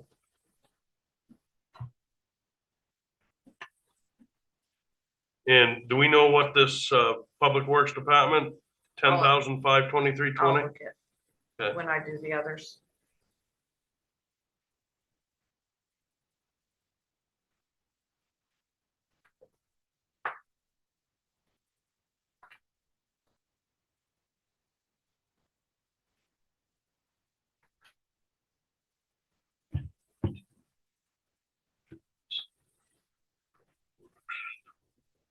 Do we know what the public works overtime budget is at right now? What's been expended?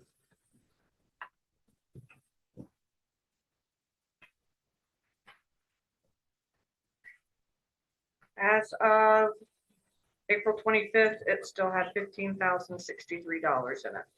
Okay. I hate, like I said, I hate to cut it just because you never know what the, We averaged 33 deployments a year at the time that I've been here. This year, we had 29 deployments. So even though we had much less snowfall, we still went out nearly average amount of times. We want rain damage or what? Rain, freezing rain, we still required deployments for salting and sanding and such. We didn't plow as much snow as we normally do, but we still went out nearly as many times.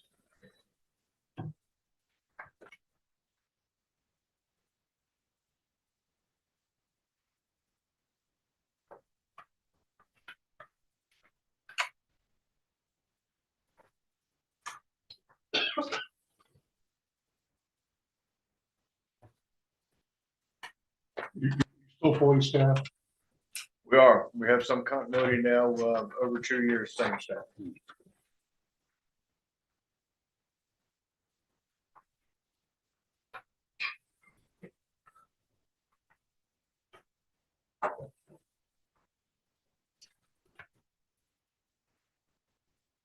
I assume we don't have anything in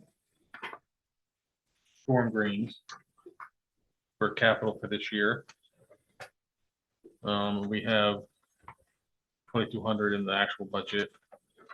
Are we expecting to just use that 21,000 that's in the reserve account? No, the storm drain account and capital was always meant for hiring a back truck to come in and clean out our storm drains. With us expecting to take possession of a back truck of our own, we won't need that money.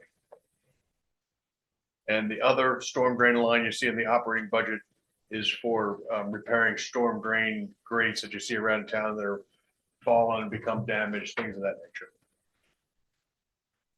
Okay. There is some confusion there, but it's actually two different accounts meant for two different purposes. So we're looking to buy our own street sweeper this year. It was approved by the council last year. We're waiting on delivery on it September of this year. So it should have been in the budget last year, right? It was in the budget.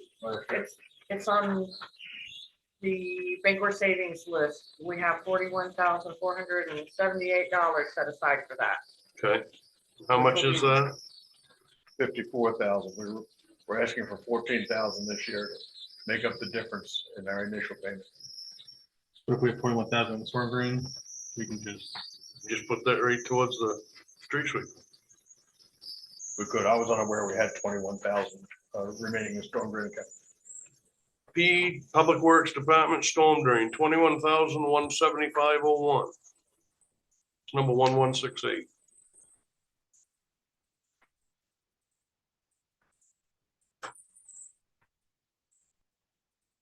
That was clear on what it is. Yes, Yeah. absolutely. What's that?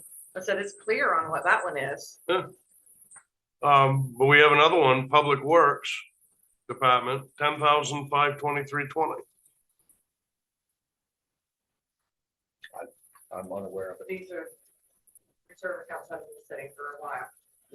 same with the road construction, 1540. Yeah, and he's not quite done his road construction for this year, so some of that might be. So that's just the regular road construction, not one that's been sitting. Okay. Why is the manager not agreeing to the liquid calcium purchase?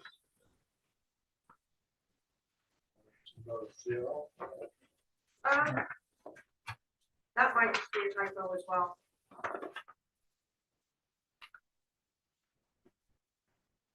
I don't believe you changed that.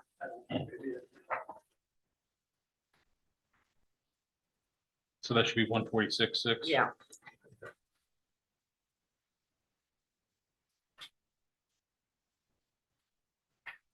Is that must be pretty much in line with what we're spending?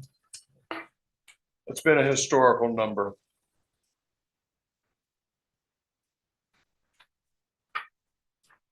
The usage.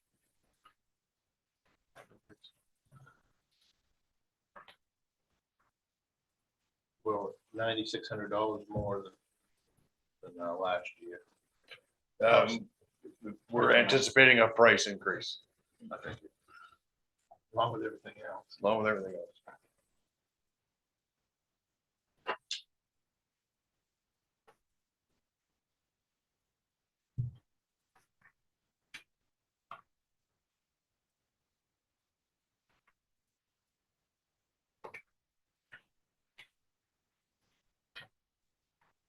Anything else on Public Works?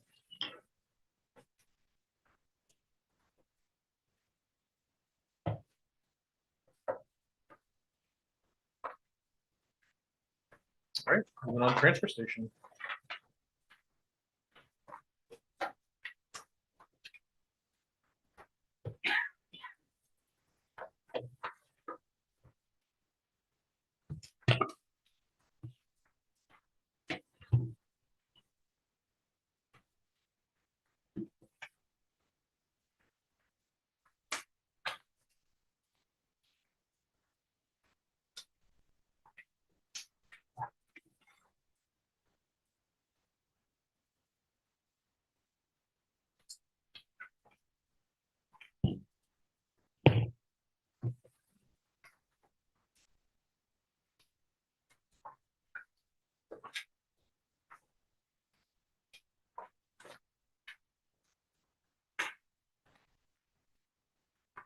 Didn't we get a new baler? We've not purchased a new baler. We put money away for it every year with the anticipation of one of these years, we're gonna need to purchase one. We have not purchased one yet. But we fixed the baler and there's no oil leak over there and it's running fine. The baler operates now as, which baler are we speaking of?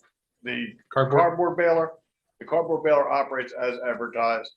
It is very old and it is showing wear as the casement is metal fatiguing and is losing its shape. Could it last 5 more years? It could. Could it last 1 week? It could. And so we've been putting a small amount of money away each year in anticipation of having to replace that.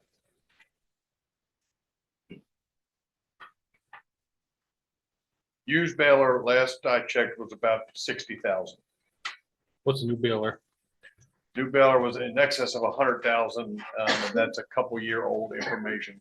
I haven't looked recently.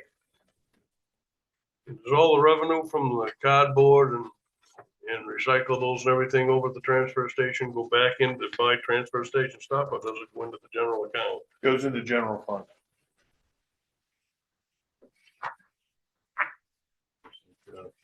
Share of the revenue comes to.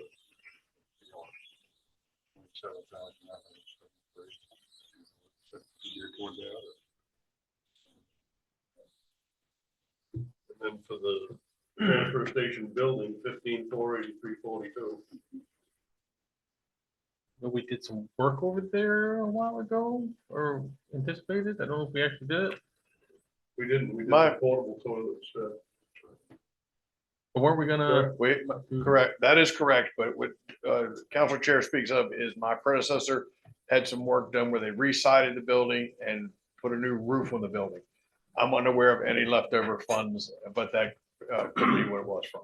And this is 15,483.42.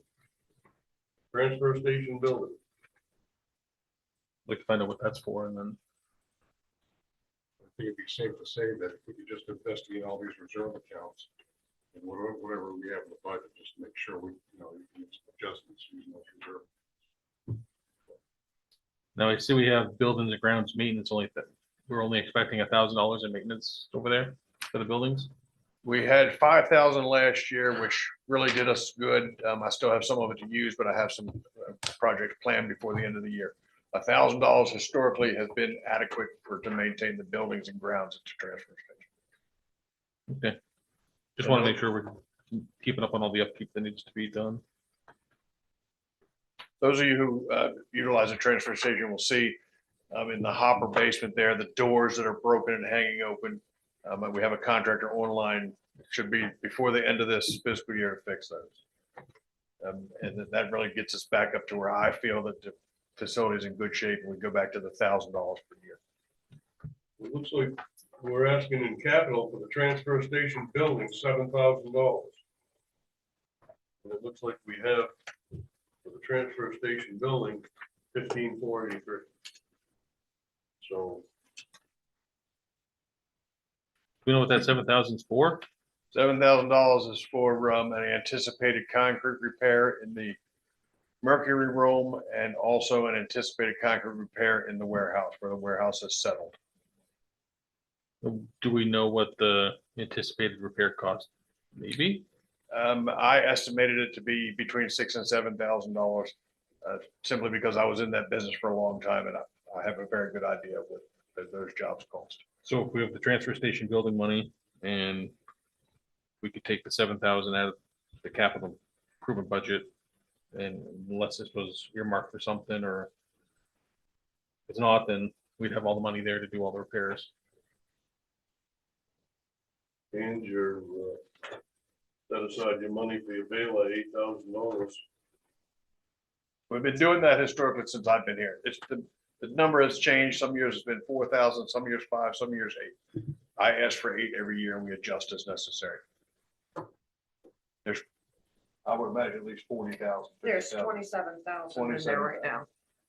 What's the year of the baler that we have? It's a 1940s vintage. I don't know exactly the year. And nor does anyone else that I've ever asked the manufacturer, any of that, is unable to tell me exactly the year it was manufactured. And we really got our money out of it. I'm told that it was used when we put it in there. So between the storm drain account and the transfer station building account, there's over 36.5 in there. So that ought to be enough to do 14,000 for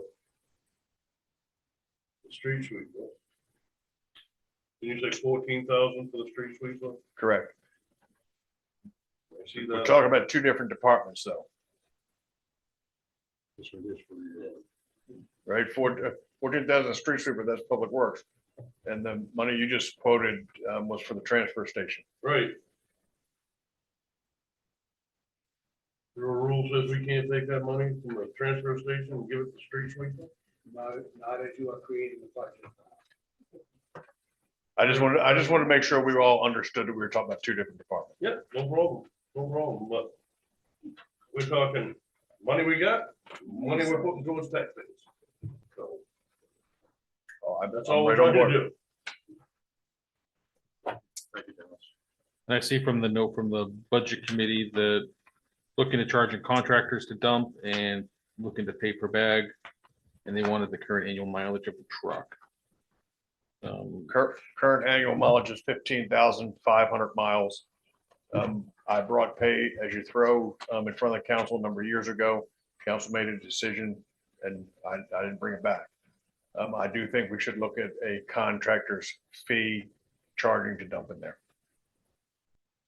What do you think the fee should be? Is it We a, could talk about that. Lots of stuff goes into that hopper. Contractors, they clean up their job sites. Excuse me, there's lumber, there's vinyl siding, there's, you name it, it goes into that hopper. Insulation, and they're dumping at the same rate that we are, which is, for free, basically. And I think we should look into charging a cubic yard price, maybe $10, $15. But that would generate some income to help offset the operating costs at the transfer station. You do that with shingles? We did, Yeah. but successfully. We charge for shingles now. There was some grumbling about it at first, but people have gotten used to it. We implemented a fee schedule a couple years ago. And that's was not so well received at the beginning, but now it's the way we do business there. Is that stuff that the contractor is driving, is it increase the risk of damaging the equipment? Not so much, but it adds to our tonnage. And as you can see, their tonnage disposal is a big part of our operating cost. Why are they not being made separate? It's not against our rules for a contractor to come there, a local contractor to come there and dump off materials that are acceptable to go into the hopper is not against our rules. And there's no fee for it. So if they brought it in there and put scrap wood in the wood pile, they're gonna pay for it. They have, scrap But they're wood goes allowed into to the, throw it in the dumpster? no. Treated lumber goes in the dumpster. A lot of insulation, vinyl siding. There's a contractor that does a lot of demo work around here. And, pretty much entire trailers, house trailers go into that hopper from time to time. And it's something I really think we should look at so far as making a charge. And for a contractor, it would be an operating cost. It would be a cost that they would pass on to their customer anyway. and is it only in-town contractors? No other? We only let out-of-town contractors come in there if they have proof of the job that they're doing is in Lincoln. I'm for a fee to dump.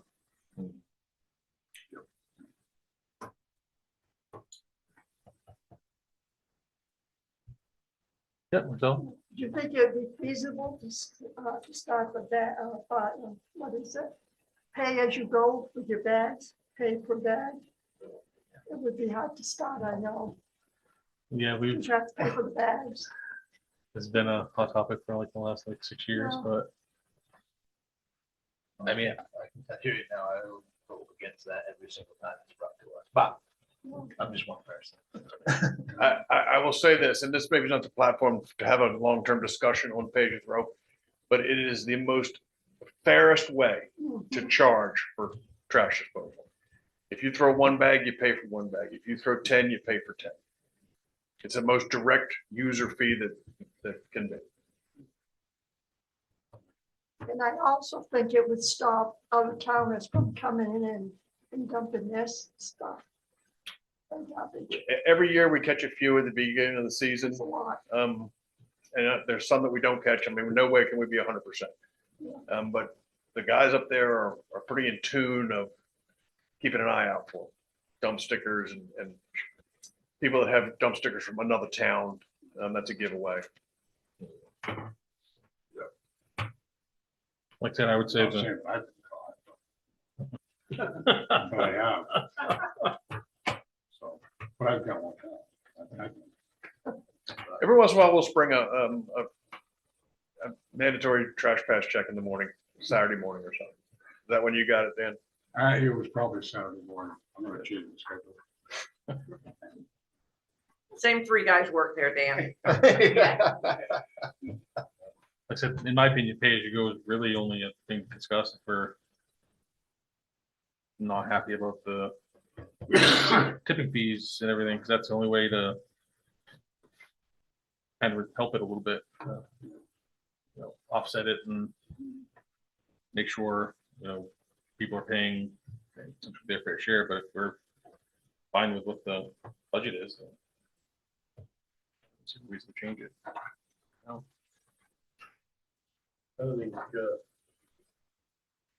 I think we pay per bag and we're paying taxes, we get the double tax, so.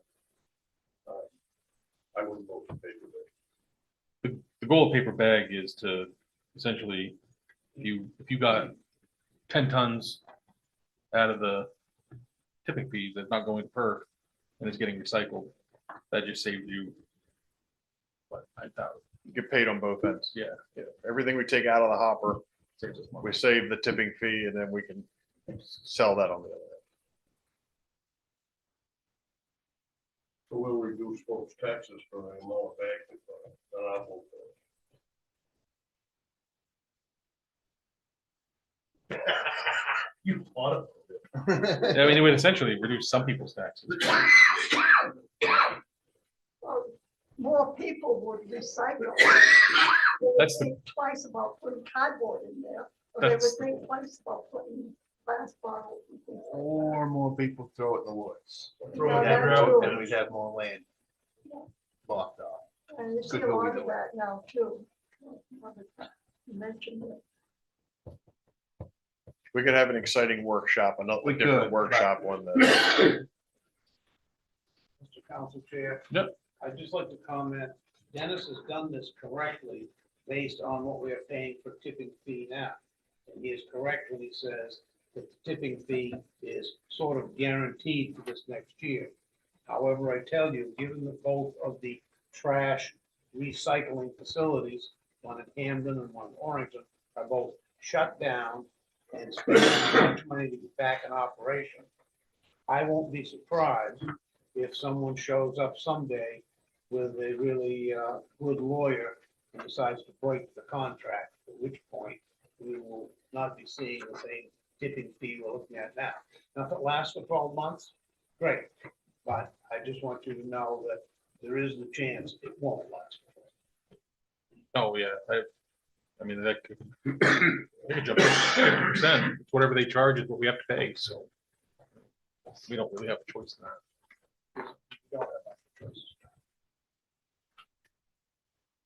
Our only option is reduce how much we send to PERC, so.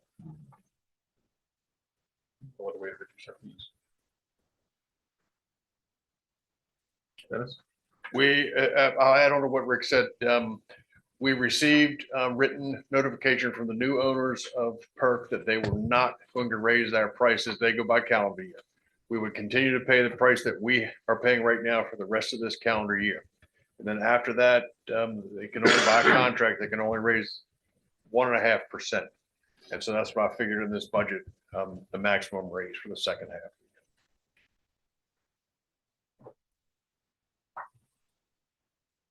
Anything else, transfer station? I noticed that you've got 2,800 less and the manager's request for shop supplies. Dennis has heard me a few times, but he hasn't heard me as much as is coming. Between Public Works and Transfer Station, we have been spending, particularly this year, substantial money for shop supplies. And at some point, I say, we must be supplied.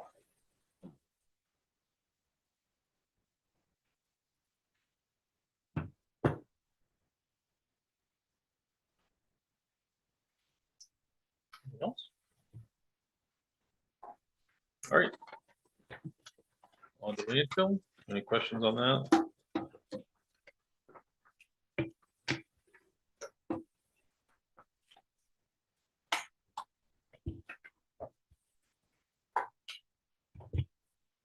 We have nothing. We'll move on to social services.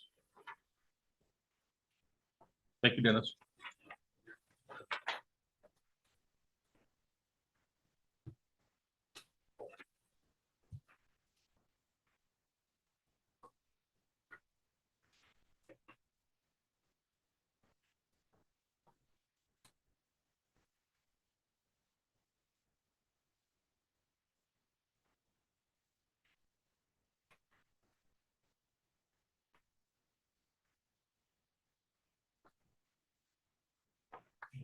Services.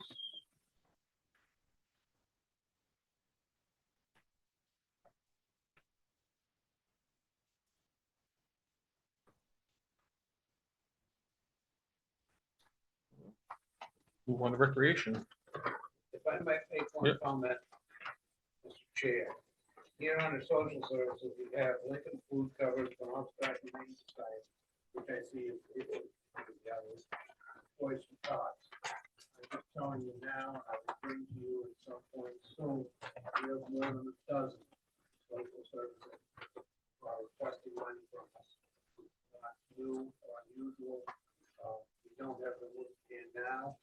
I make the presumption that send some money to each of them, and I actually send some money to even half of them. But Salvation Army, Life Flight, Helicopter, Pinquist. PBHC, Enclus, yes, they're all lined up for some money. And I will bring you a list of those, or forward to you a list of those this year. I won't be surprised if you, but it's up to the majority of the 7 of you what you do. But I can tell you that many municipalities at this point give no money to any.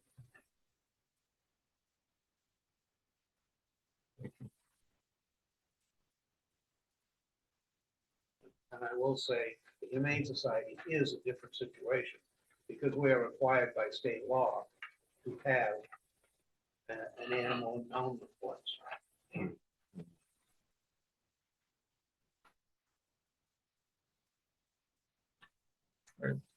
Any questions on Rick?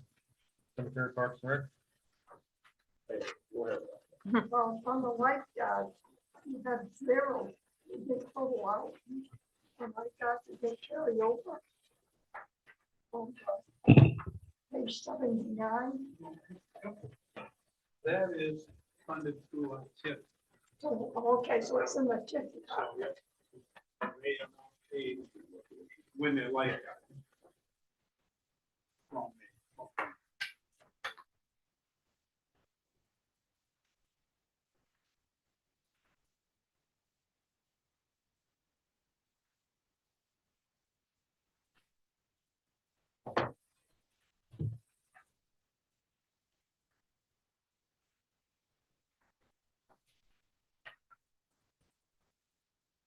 Someone tell me you have money. No, you don't have any. Yeah, you have 3 rec center accounts. Yeah, But they won't let me give any of them. Well, But we'll see. If the recreation sponsor account, is that something? I've never heard of that account. I had never heard of That used to be, count back, yeah, Marcel was around at that point, where people would make a donation so that if my kid signs up for a program and doesn't have, I don't have money, we took it out of the sponsor child. We still do that. We don't worry about them paying for it when someone. We have community rec center, 44,000. We have rec center fundraiser, 71,000. And then we have the Grindle account, 391,361. We know that the only thing the Grindle account can be used for is a rec center, here. But these other two accounts, 71,000 and 44,000. One of those we just used last week for his fence at the garden. That would have been the community rec center one. What are the 1140 and 1141 unplanned raise donation dev and planned raise donation rec film? That's just for the ground? I believe the 1140 Margaret Flanders donation development, that is economic development, correct, Ruth? That was what that was. The Flanders accounts. Okay, And that can only and ever be used. for correct. Recreation, period.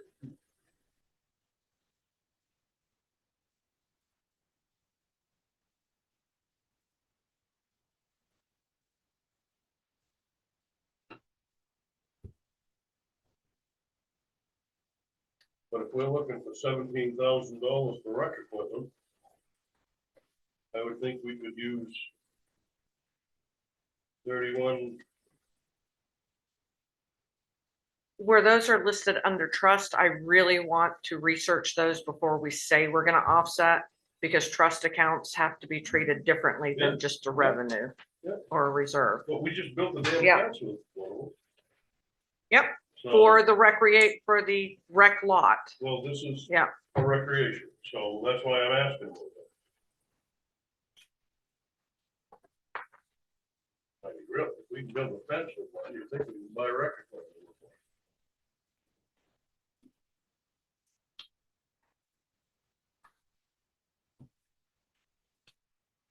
That's 17 out.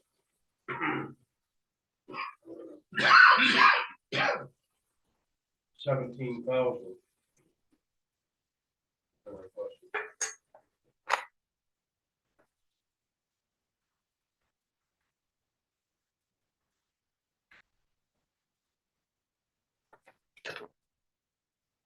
Rec programs, that's. I'm assuming the revenue on it. Rec equipment, that was requested 17,000. 17,000. What'd you say the other one was? Joe? Well, I'm just saying so that's for 0073, is that the one you're looking at for the?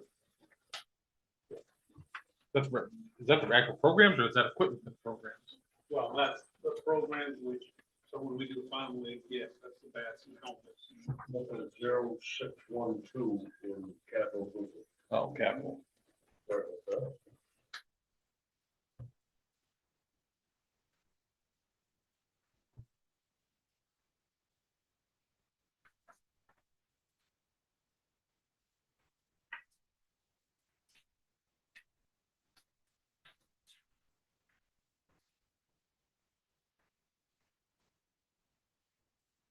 So that's the UTV and then the zero turn mower.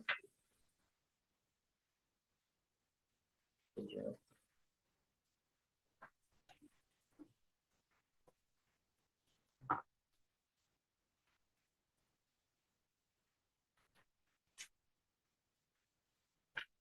We do all the accounts, did that? I'm waiting, I'm hoping. I'm trying. I'm trying. I've tried to spend out of other accounts. For some reason, they don't want to do it. You've tried to overspend. Sometimes.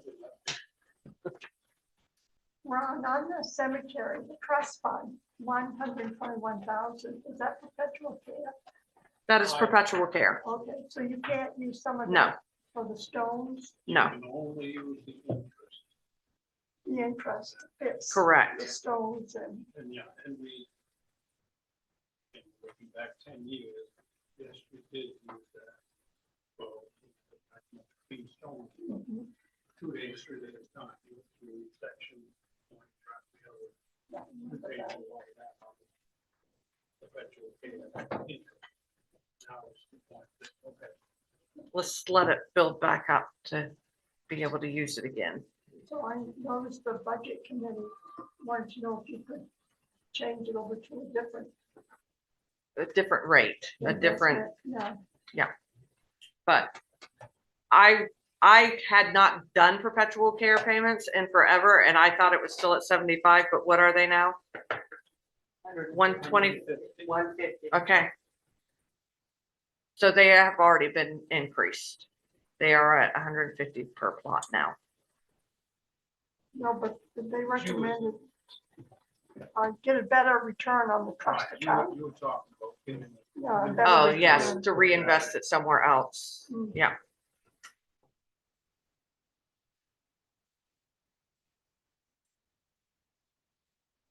You're gonna look into that? Pardon me? You're gonna look into that? See if you I can get a will, better- yes, but we also have to return. be careful in what type of account is in, Yes. because we cannot lose the principal. Mhm.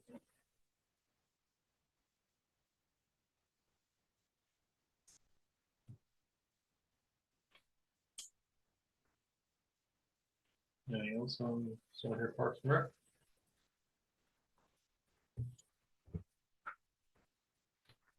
The library. Lauren, who is the library director, is not available to be here tonight, but since Melissa was the interim library director until quite recently, I think she can speak to this.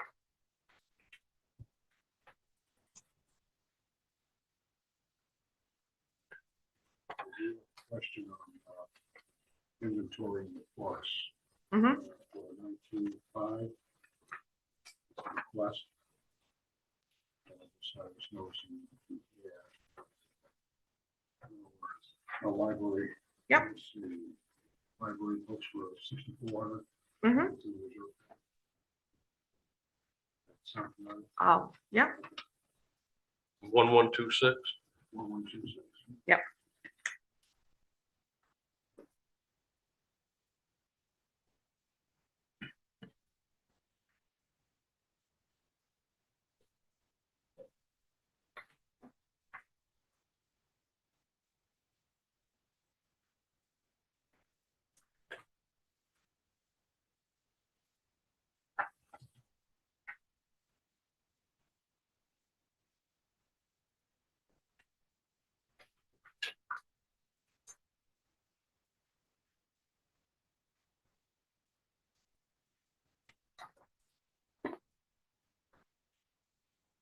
Let's see, the budget committee said, is there enough funding?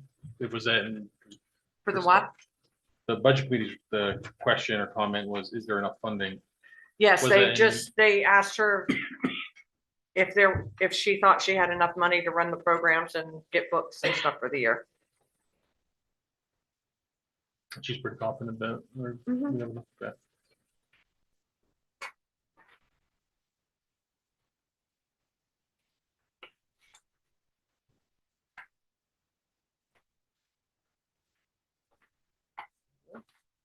Anyone have any questions? All right, personnel.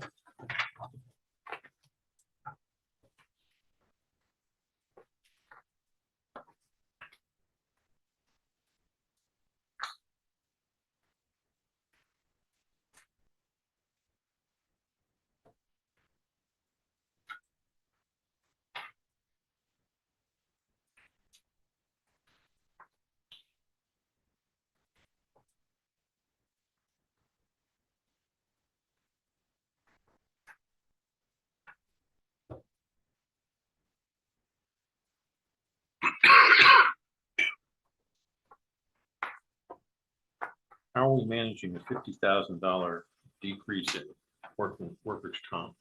Our experience mod continues to drop, which is a good thing for your experience mod to drop. And we kind of have to estimate how much it's going to drop. This current year, 240 wasn't quite enough, so I didn't want to drop it a huge amount. But our 3-year trend is much better now.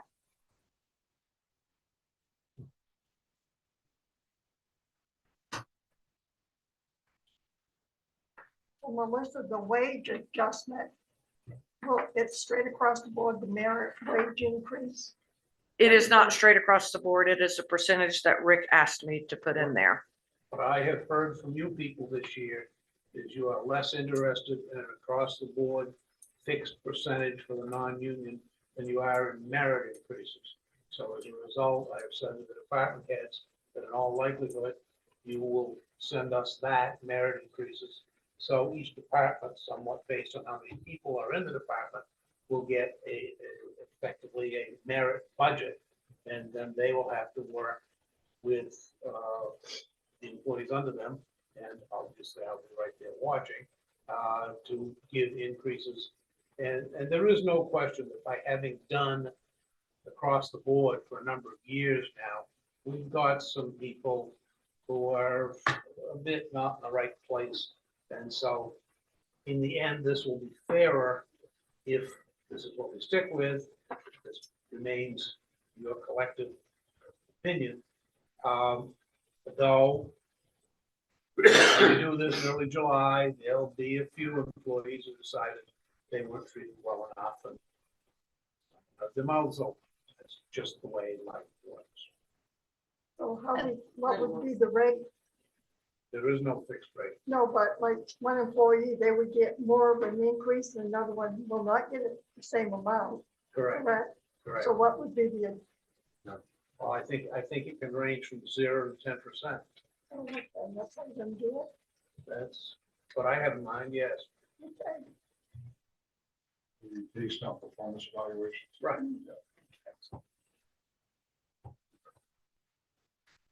That's the way it is done in the private sector.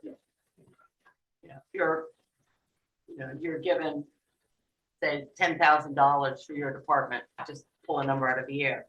And with your manager, you decide how that $10,000 is spent. And that's it. That's all you got to spread around.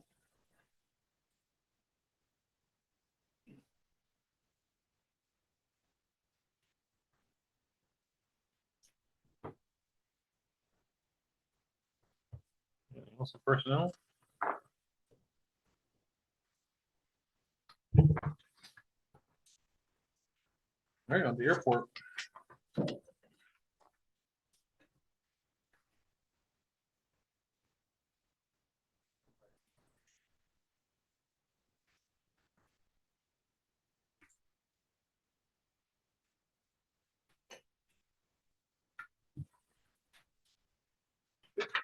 Didn't we just redo the entire runway?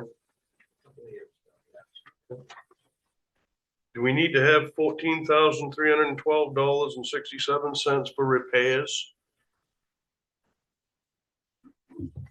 It's in a bank account that we have at Bangor Savings Bank. Okay, well, ta-da! So, and you're looking at an increase for the entire airport.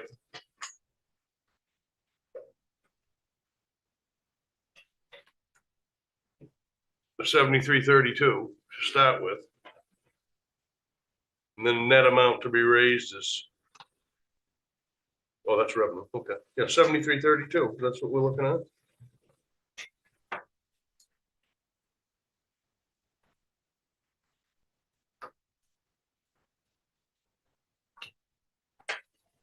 And it looks like we got 14,312 in a runway repair account. Is that not left over from when the runway repair was done? Yes, I'll have to look to see if any portion of that was FAA funds. Yes, 90% of it is.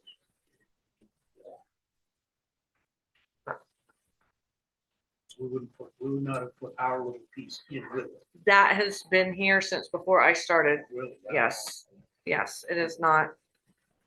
So if it is FAA funds, what could it be used for if it's not for the airport? probably can't be used for anything other than the airport if it is FAA. Well, that's what I'm saying. This is the airport budget. So we probably could use it for the airport. Maybe. My understanding, if it's reimbursed funds, then it is available for operations maintenance. Right. There are certainly some projects up there that would be very helpful for.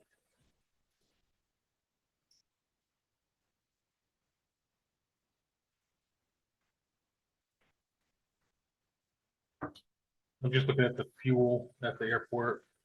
So it looks like we're breaking even on the fuel, so we're not making any. Well, I try to keep the fuel price sold at about $1 above the purchase price, but the fluctuation is so great right now, up and down, that I'm trying to stay. If I were to increase it to keep that dollar difference every time the price changed, we'd be probably changing it once a week. And instead of that, I try to keep it a little bit lower than neighboring airports to draw more traffic to Lincoln, but enough that it covers the next fuel delivery. So the most in a year would be 8,000 revenue, maybe 8,500, but it does drop below that if the price goes up. The most recent fuel delivery price, because I get an estimate a couple times a week. The one this week was like $5.30 a gallon if we were to buy 8,000 gallons. Well, that's what we usually do. So we're selling at 6. So today, a gallon we'd make 69 cents. Now that might go down the next time we get a fuel. It's really pretty up and down. But unless we're selling at a loss, we should be, based on our revenue at 52,000, expense at 52.77.76. If we're selling for $1 more, we should be making. Yeah, I didn't see his amount that he was purchasing when I did the revenues, Okay, because the revenues are usually done at the same time they're doing their budgets. so the revenue. So that'll be updated. So for the, as of, do we have the numbers currently, what we've spent so far this year, what we've earned? We've actually spent more than we've taken in because he just received the fuel delivery. So we have not taken in as much as we spent out this year, but you still have fuel in the tank. So it depends on when he purchases the fuel on how much revenue we've gotten in. It's a timing thing. Right. But historically, We've been making an income. It's just not a huge income. we have, that, like, I hear you say like 8,000. Yeah. Roughly.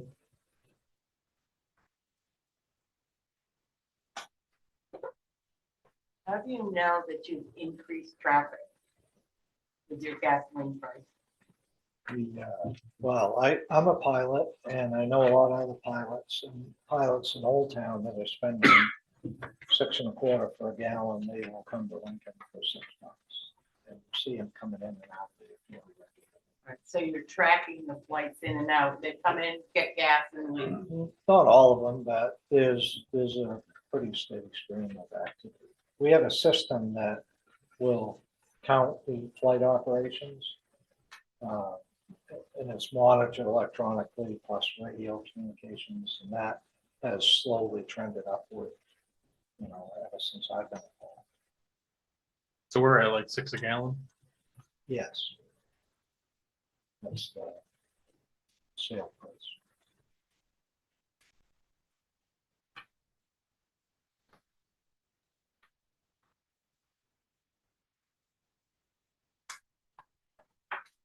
And then the other questions I had are on the hangers. Are we charging enough for the hangers? We only have one tank. One per tank. One for 5 or 6 aircraft, depending on the size.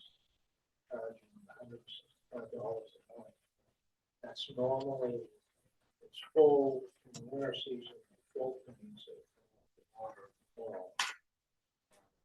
summertime right now, it's not often used. It's well active. Other than that one tank. We don't have. The purchase, the property that just purchased, it does have a small hangar. Structural deficiencies, very concerned about using it. Parking the aircraft in it. So many aircraft that is in it, it's gone, it's in the process of being sold. We use that as a shed for perhaps, I'm pretty sure like the streets we put it in there. It's too small for our tractors. So we can't. Really concerned about liability. Running it for individual.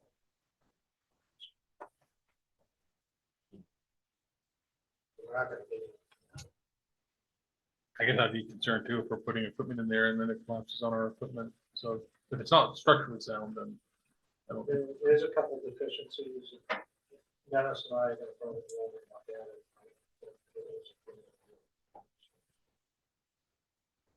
Maybe best or something. And we had to buy that because of the FAA. That was a property that we were talking with TIP funds and purchased it in anticipation of developing it. That is different from the land that is under the existing hangars of the privately owned. Requirement to purchase that. And where are we at with that? Is that in this budget? It is. Buy that? It's in the capital. Capital. It's the very last item in capital. I've got two, I've got approved, there's 3 FAA grants in the process right now. One, we started construction yesterday on the apron and putting side ends in. And then the other 2 are for land acquisition. One grant will be from the TIF money, next grant will pay for that property that. And then it's offset in the revenue That's what. with the FAA and the main DOT, 95% of it. 95%, 90% FAA, 5% DOT, 5%. Correct.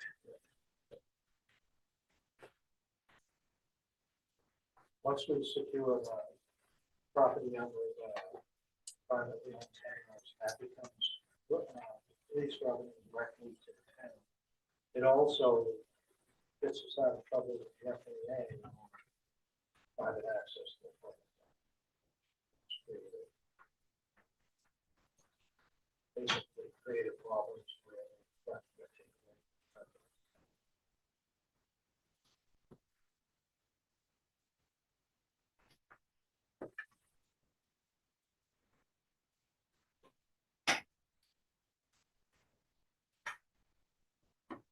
Anyone else have a question?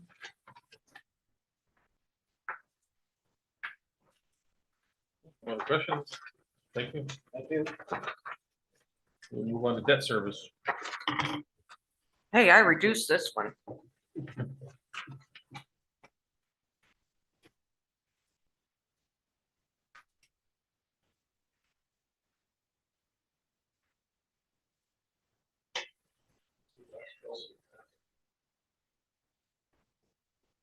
Anyone have any questions?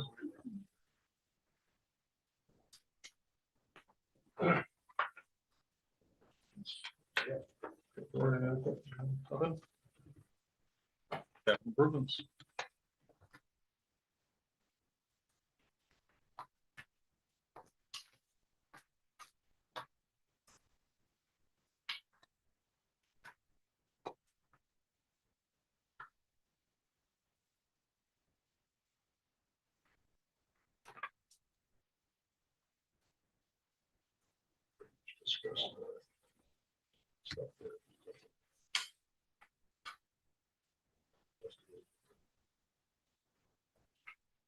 Yeah, pretty much most of them. Yeah. The, Where are we at with dams right now? We are still waiting on what I would call, this may be the wrong word, but a final engineering report regarding the dams. It become evident to me that when we get that, what we really will have is a report that tells us which ones are in immediate trouble and which ones aren't. Then the ones that are in immediate trouble is going to take further engineering to come to a solution. Some may be substantial rebuild, others may be repair. But we're not there yet. We're not setting any money aside for that. We had money set in TIF, had some for dam repair. What has happened since then?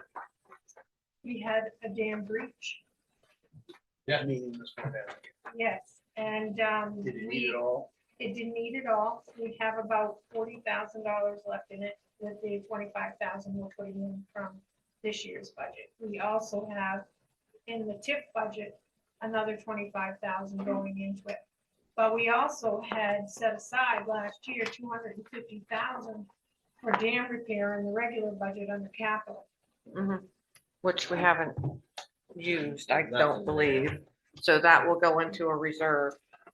Correct, so. Yeah. In essence, we have right now in excess of $300,000 available for dam repairs, pardon me, but.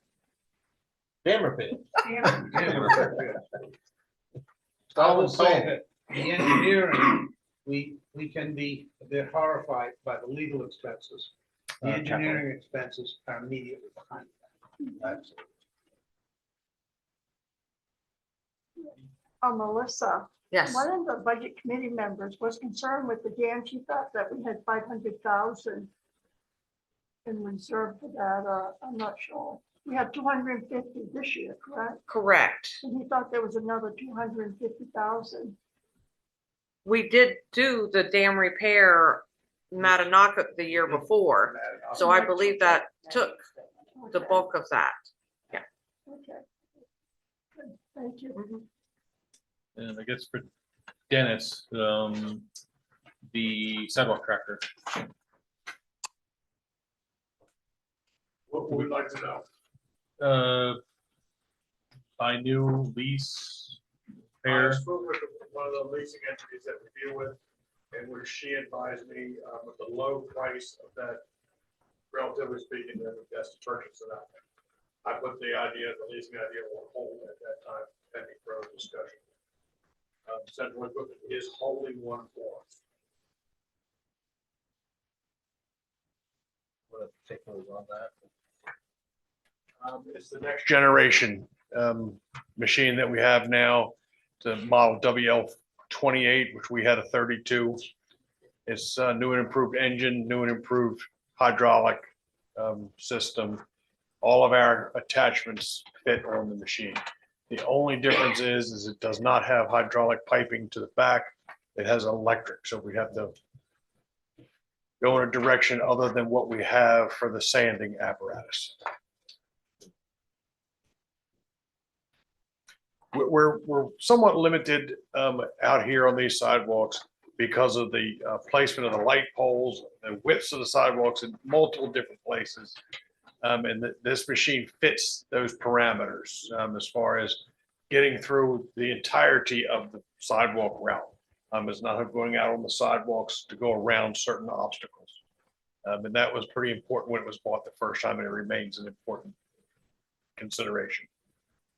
And the cost is 90,000. 90,000 was a budget number. He told me that it would come in less than that, but he did tell me 90,000 is a budget number. And by comparison, a trackless MK trackless, the same model as the one we traded in originally, is 150,000. Guess my thought, we bought this last one, didn't last anywhere near. We are disappointed in that. The mechanic, we went down there and talked to those people, in their office. And he was of the opinion that it was a design flaw. The turbocharger was too close to cylinder number 3 and kept it running at a hotter temperature constantly. And number 3 cylinder is the one that failed. And he was of that opinion that was the problem The new and improved engine, it's a different make, is a different design. The folks that have them that I've talked to are happy with them. The salesman will tell you anything. But the people that I've talked to, that have purchased that machine, the public works director in Bucksport, gave rave reviews on it.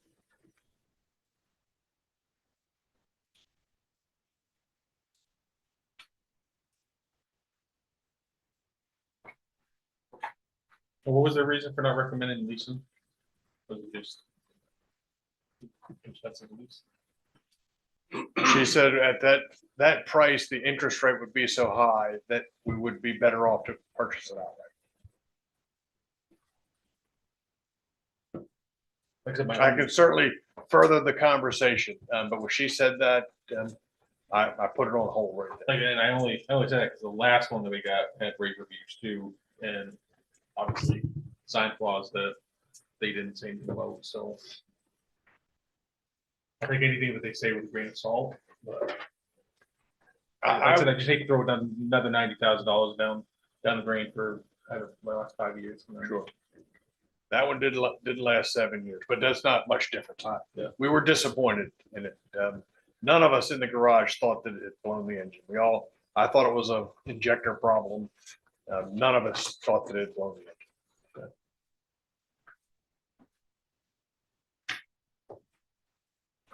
Anyone else have anything on capital improvements?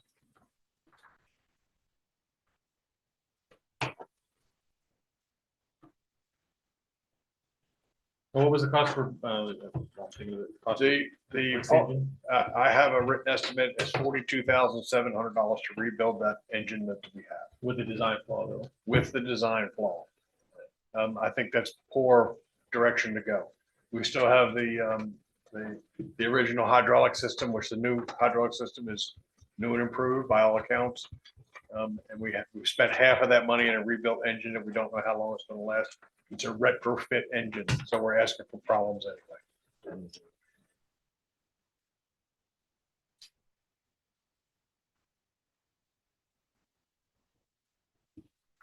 Is your capital on the transfer station trailers? You're asking for 14,000 in there. That's 7,000 per trailer. We have 2 trailers at the transfer station. They have a life expectancy of 10 years. One's a 2015 model, one's a 2016 model. And so this money was started to be put away at the time we purchased the trailer in preparation for buying new trailers in 10 years time. I think we're gonna get a couple more years out of these trailers, but the price is certainly gonna be more than 70,000 that we pay for. I would think the trailers are probably gonna be close to 100,000 by the time we go to replace them. We presently have 81,109 in there. Mhm. Yeah. Any chance we could find out what the current pricing is on the trailers and then, at least kind of have an idea of what they're going up every year and. I'll do that. It was put out to bid about my predecessor, 3 different companies. I still have all that paperwork, 3 different companies bid on it. They're all close to it. But I can call them to say roughly what a trailer will go. Perfect. It'll be a budget.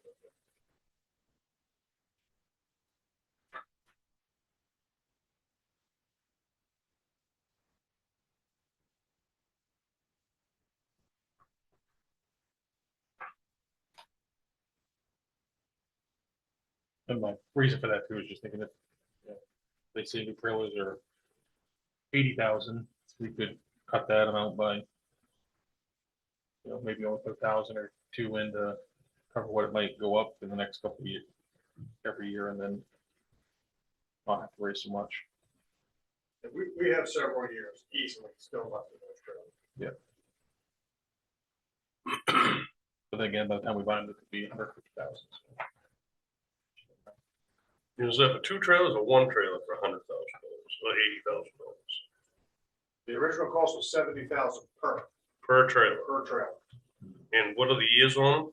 2015 and 2016.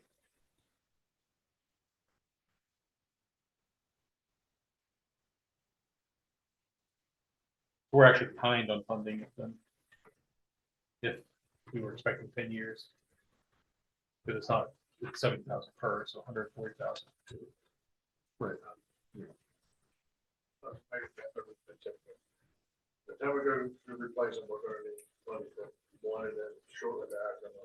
I'd really like to get them spread out, so a couple of years apart. This next cycle. But for those who frequent the transfer station, all those trailers that we store things in are all old trash cans. So we repurpose those boxes for storage. I think we need to put that way. Yeah, if it's, to the tax if there's, dollars. they were 70,000 a piece, then yeah, I thought it was 70,000 for two, so. So each one of them was 69.9 and 71.5, Okay. something like That's if we're actually a little behind, so if we did need to replace them.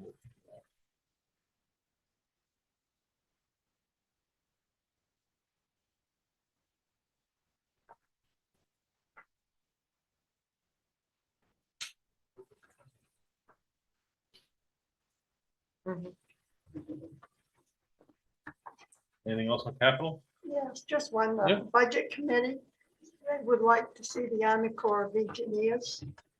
They could help with the dams. I don't know who would. Probably reach contact with them. out to them. Good. You can. Imagine they charge.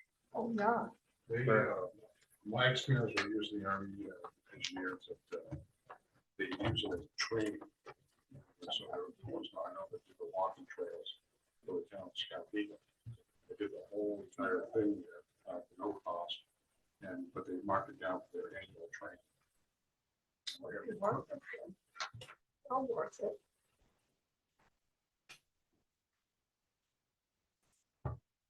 And they also would like to see the report from Haley Ward.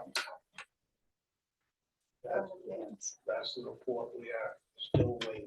Yeah, we're waiting for it. Okay.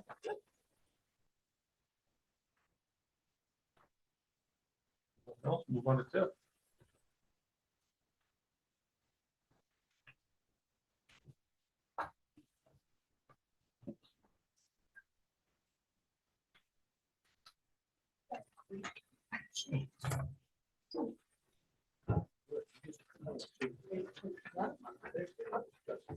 So Bruce, on the annual events, what is South Shore? Requesting 4,000. That is the boat races you just saw for Oh, 2 I days see. down on the waterfront.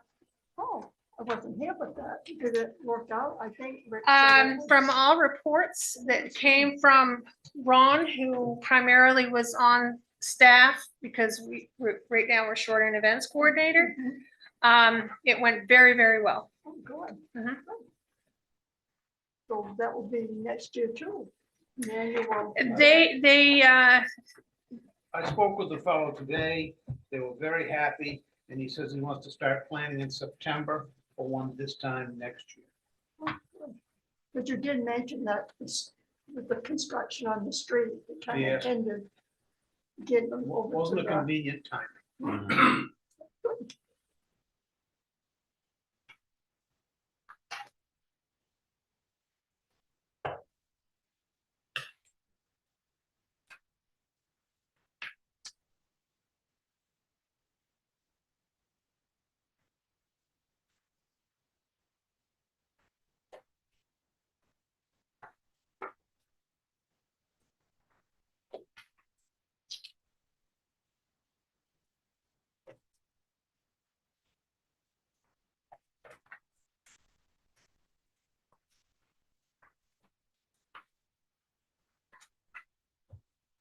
Anyone have any questions?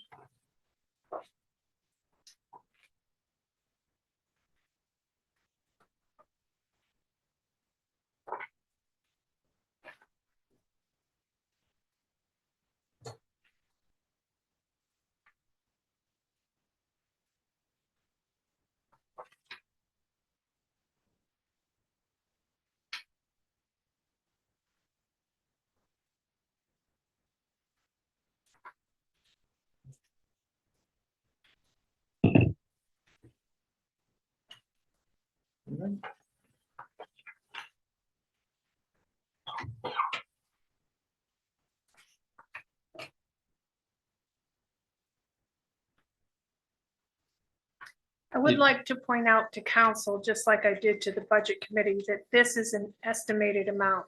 When the mill rate is set, the TIF budget cannot be any more than the captured value. In other words, the captured value times the mill rate becomes the budget. So once the mill rate is set, then these figures will change to actual numbers. And if the mill rate is lower and it comes up a little bit less, you'll see some of these numbers in the budget right now reduced to fit that amount, because you can't spend any more than you take in on that money.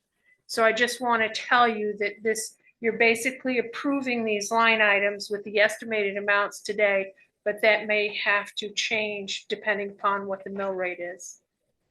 And if it's over, if we get more because the mill rate is higher, then anything that is over what has been estimated here will go into a reserve because it has not been allocated or approved for an expenditure by the council.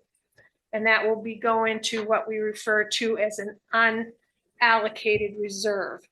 The dam is an allocated reserve. That's something we put money into every year, and that's considered, even though it's not spent, it's considered an encumbered expense in the TIF budget.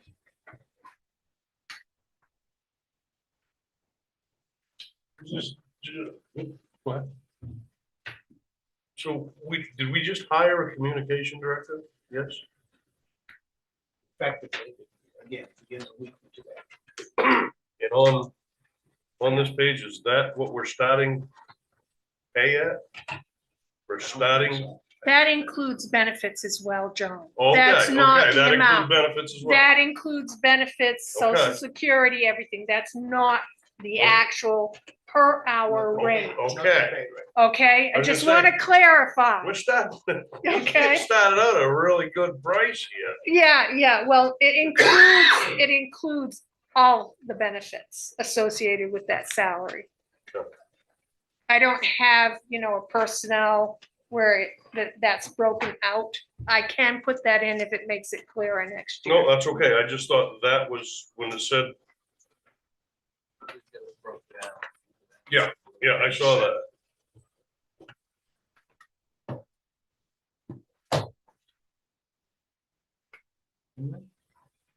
Don't have anything else? Anyone that has some questions on the budget?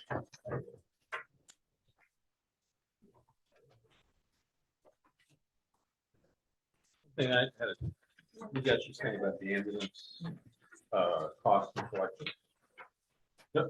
Okay, so, is this, so our collections for the ambulance are way down, or is that balanced, it's even balanced out with the contract with the towns? Looks like. Multiple things. Sorry, One, no matter what we manage to bill to other municipalities and other users, there remains a cost to Lincoln. Right. So we ought not forget that. Billing runs behind, what would you say? About 3 months. Yeah, I was gonna say 90 days, 3 months. So that has run behind that entire time from day one. That hasn't changed. Oh, interesting.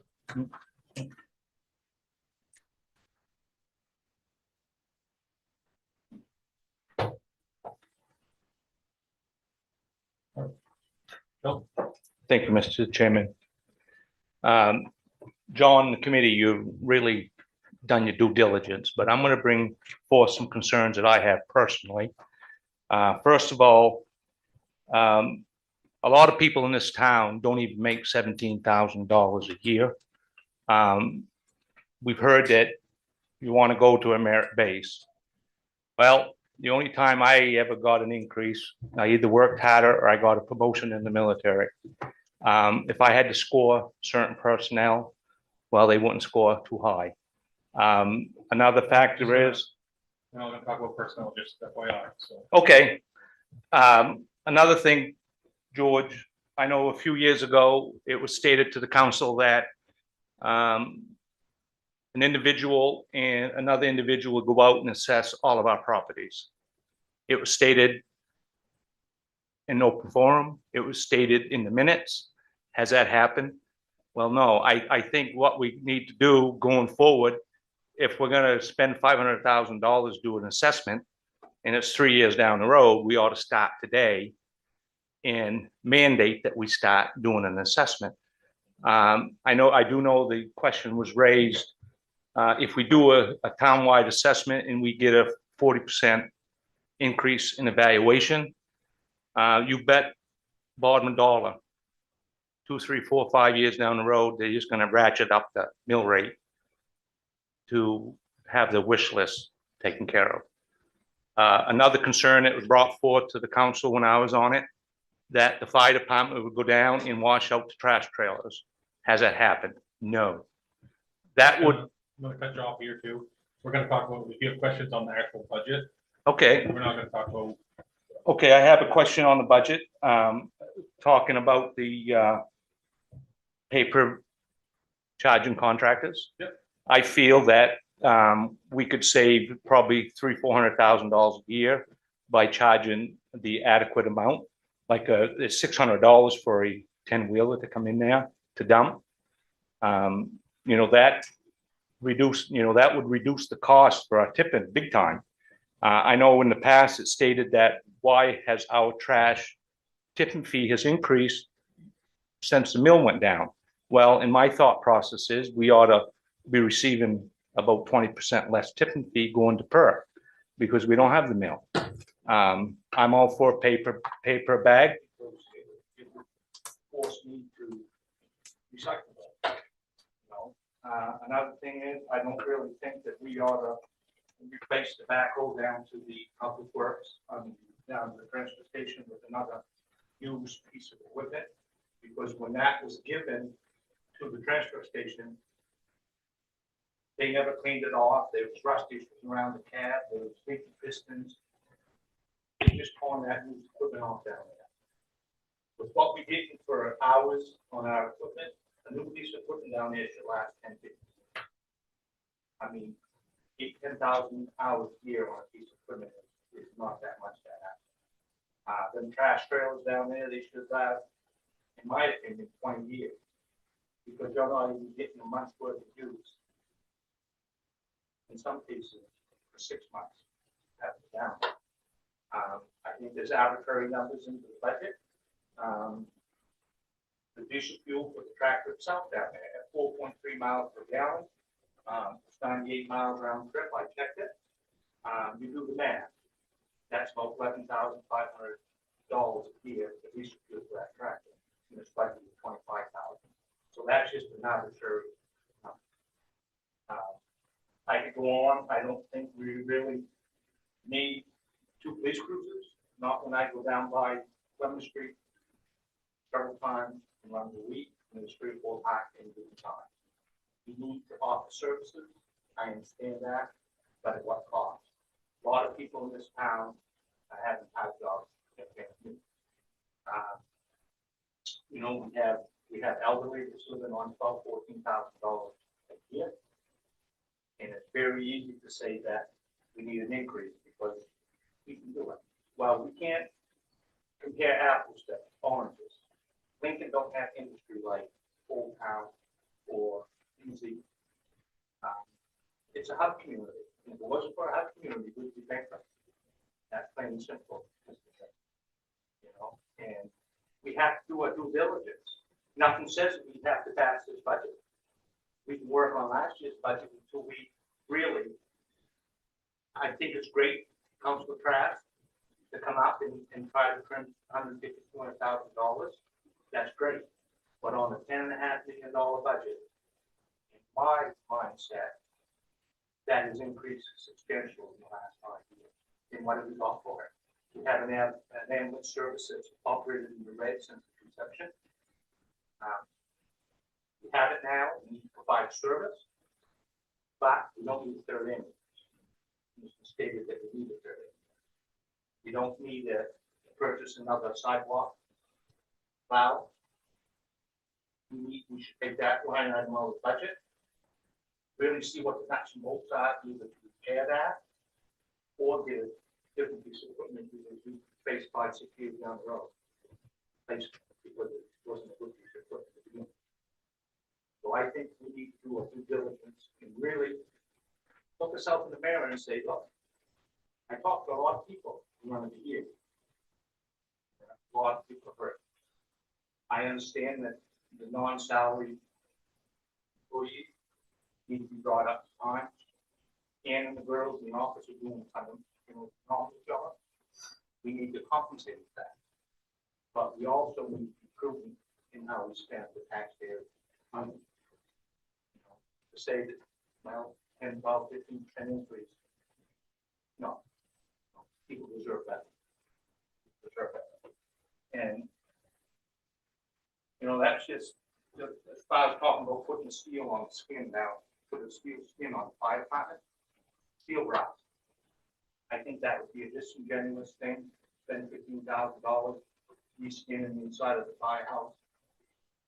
They have that mallet that we put on the walls, especially if we're gonna put water up. So that could be just the money that's thrown away. That's my opinion. I went into the firehouse the other day. I wouldn't see quarters, or that's, another thing that he's our finance officer at the Legion. So I just kind of looked around a little bit. They've done good, but we need to be cautious with the money that's being spent. That's wisely. Putting steel on the ceiling is great, but we don't need to put it on the walls. It's kind of rust, 5, 6, 7, 7.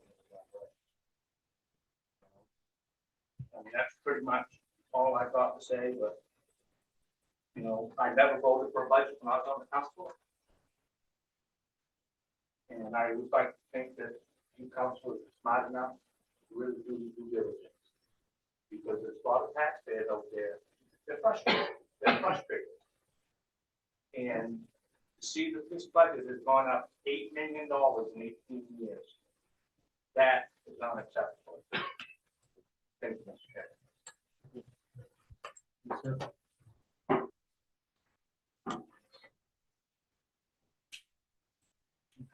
I'll just say too, we'll preface it by questions, comments on the current budget. Yes. I'm Eric Roy, was appointed like the rest of the citizens to the committee. I was coming through there. And my observations are simple. I have a lot of experience doing government budgets and analyzing, or what we call best value. This was an interesting exercise, but I would like to recommend that the budget committee, I was told there were no votes for the budget. So, we just started along, we saw what we saw. We worked for you. My recommendation is that as we work with the town on looking at the numbers, looking at the income, looking at the value for the taxpayers, that we have a comprehensive report for you.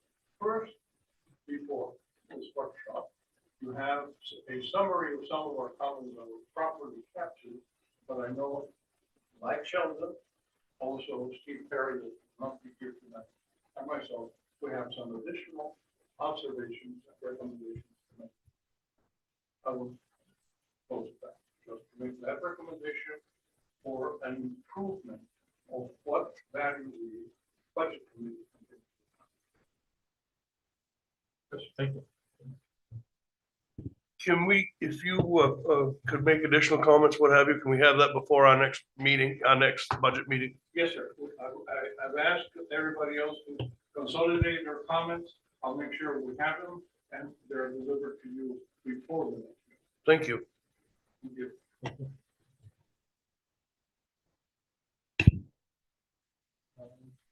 Yeah, Garth. My name is Donald Hurd. And I'll make this brief as possible because I know nobody wants to listen anyway. So I got a question. One, how much money does the town have in investment account? You know that? We have 2.2 million in main PERS, 598,000 in First National Bank. guess you call it, consider it COP fund 1.2 million and McGregor fund 94,000. So I really couldn't hear you too well. We have 94,000 in the McGregor fund, 1.2 million in the Cobb fund, 2.2 million in the main PERS fund, and our First National Bank, 598,000, and then 1.9 million in unassigned funds. Well, didn't this trash say something like $6 million? That adds up to 6,107,000. Oh, oh, okay. That's taxpayers' money, isn't it? Yes. Town taxpayer, yes. When we're talking about increasing, like taxes, why can't we use some of that? We do use some of that every year. What? We do use some of that every year. I think last year we used 500,000, 750,000. We used 500,000 last year. About 6 million? Can I? Yeah, what? Well, you aren't gonna see many towns around that have that kind of money.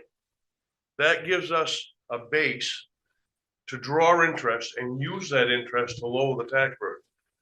We just found $191,000 here tonight. Plus, we have, maybe when the auditor talks to us, we could use another 500,000 out of that investment account to reduce this budget. You know, that's why we have it. With this council historically, before I was on it and everything, was historically frugal with their money. That's why when the mill went down, we still have a town. Okay, all right. Well, as I listen to this meeting, I can understand why Washington was such a mess. Also, as a taxpayer and voter, I am totally opposed to anyone on salary getting a big raise this year. The way the economy is, we should be cutting back, I guess. And I know a lot of people feel the same way. Anyway, I clearly see us taxpayers, no hope for us. Thank you. Thank you. Anyone else? Dennis? I'd like just a chance to rebut what Sheldon said about the trash trailers. The life expectancy on those trailers is 10 years. That was told to me by the manufacturer that manufactured the trailers. In no way, shape, or form they last 20 years. And none of the trailers that you see down there had a lifespan of 20 years, and they do get washed out. We're not gonna go back and forth. No, we won't, but I spent all my life in the woods. And We're not gonna do it. Thank you. We're not gonna have a debate on trash trailers. Oh, goodness. You guys heard that? Yes, I did. Quite clearly.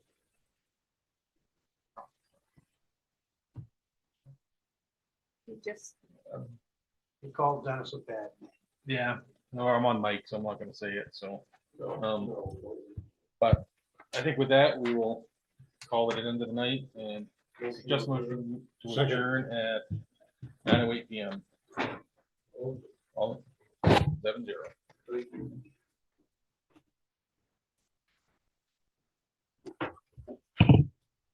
like to have a report on that.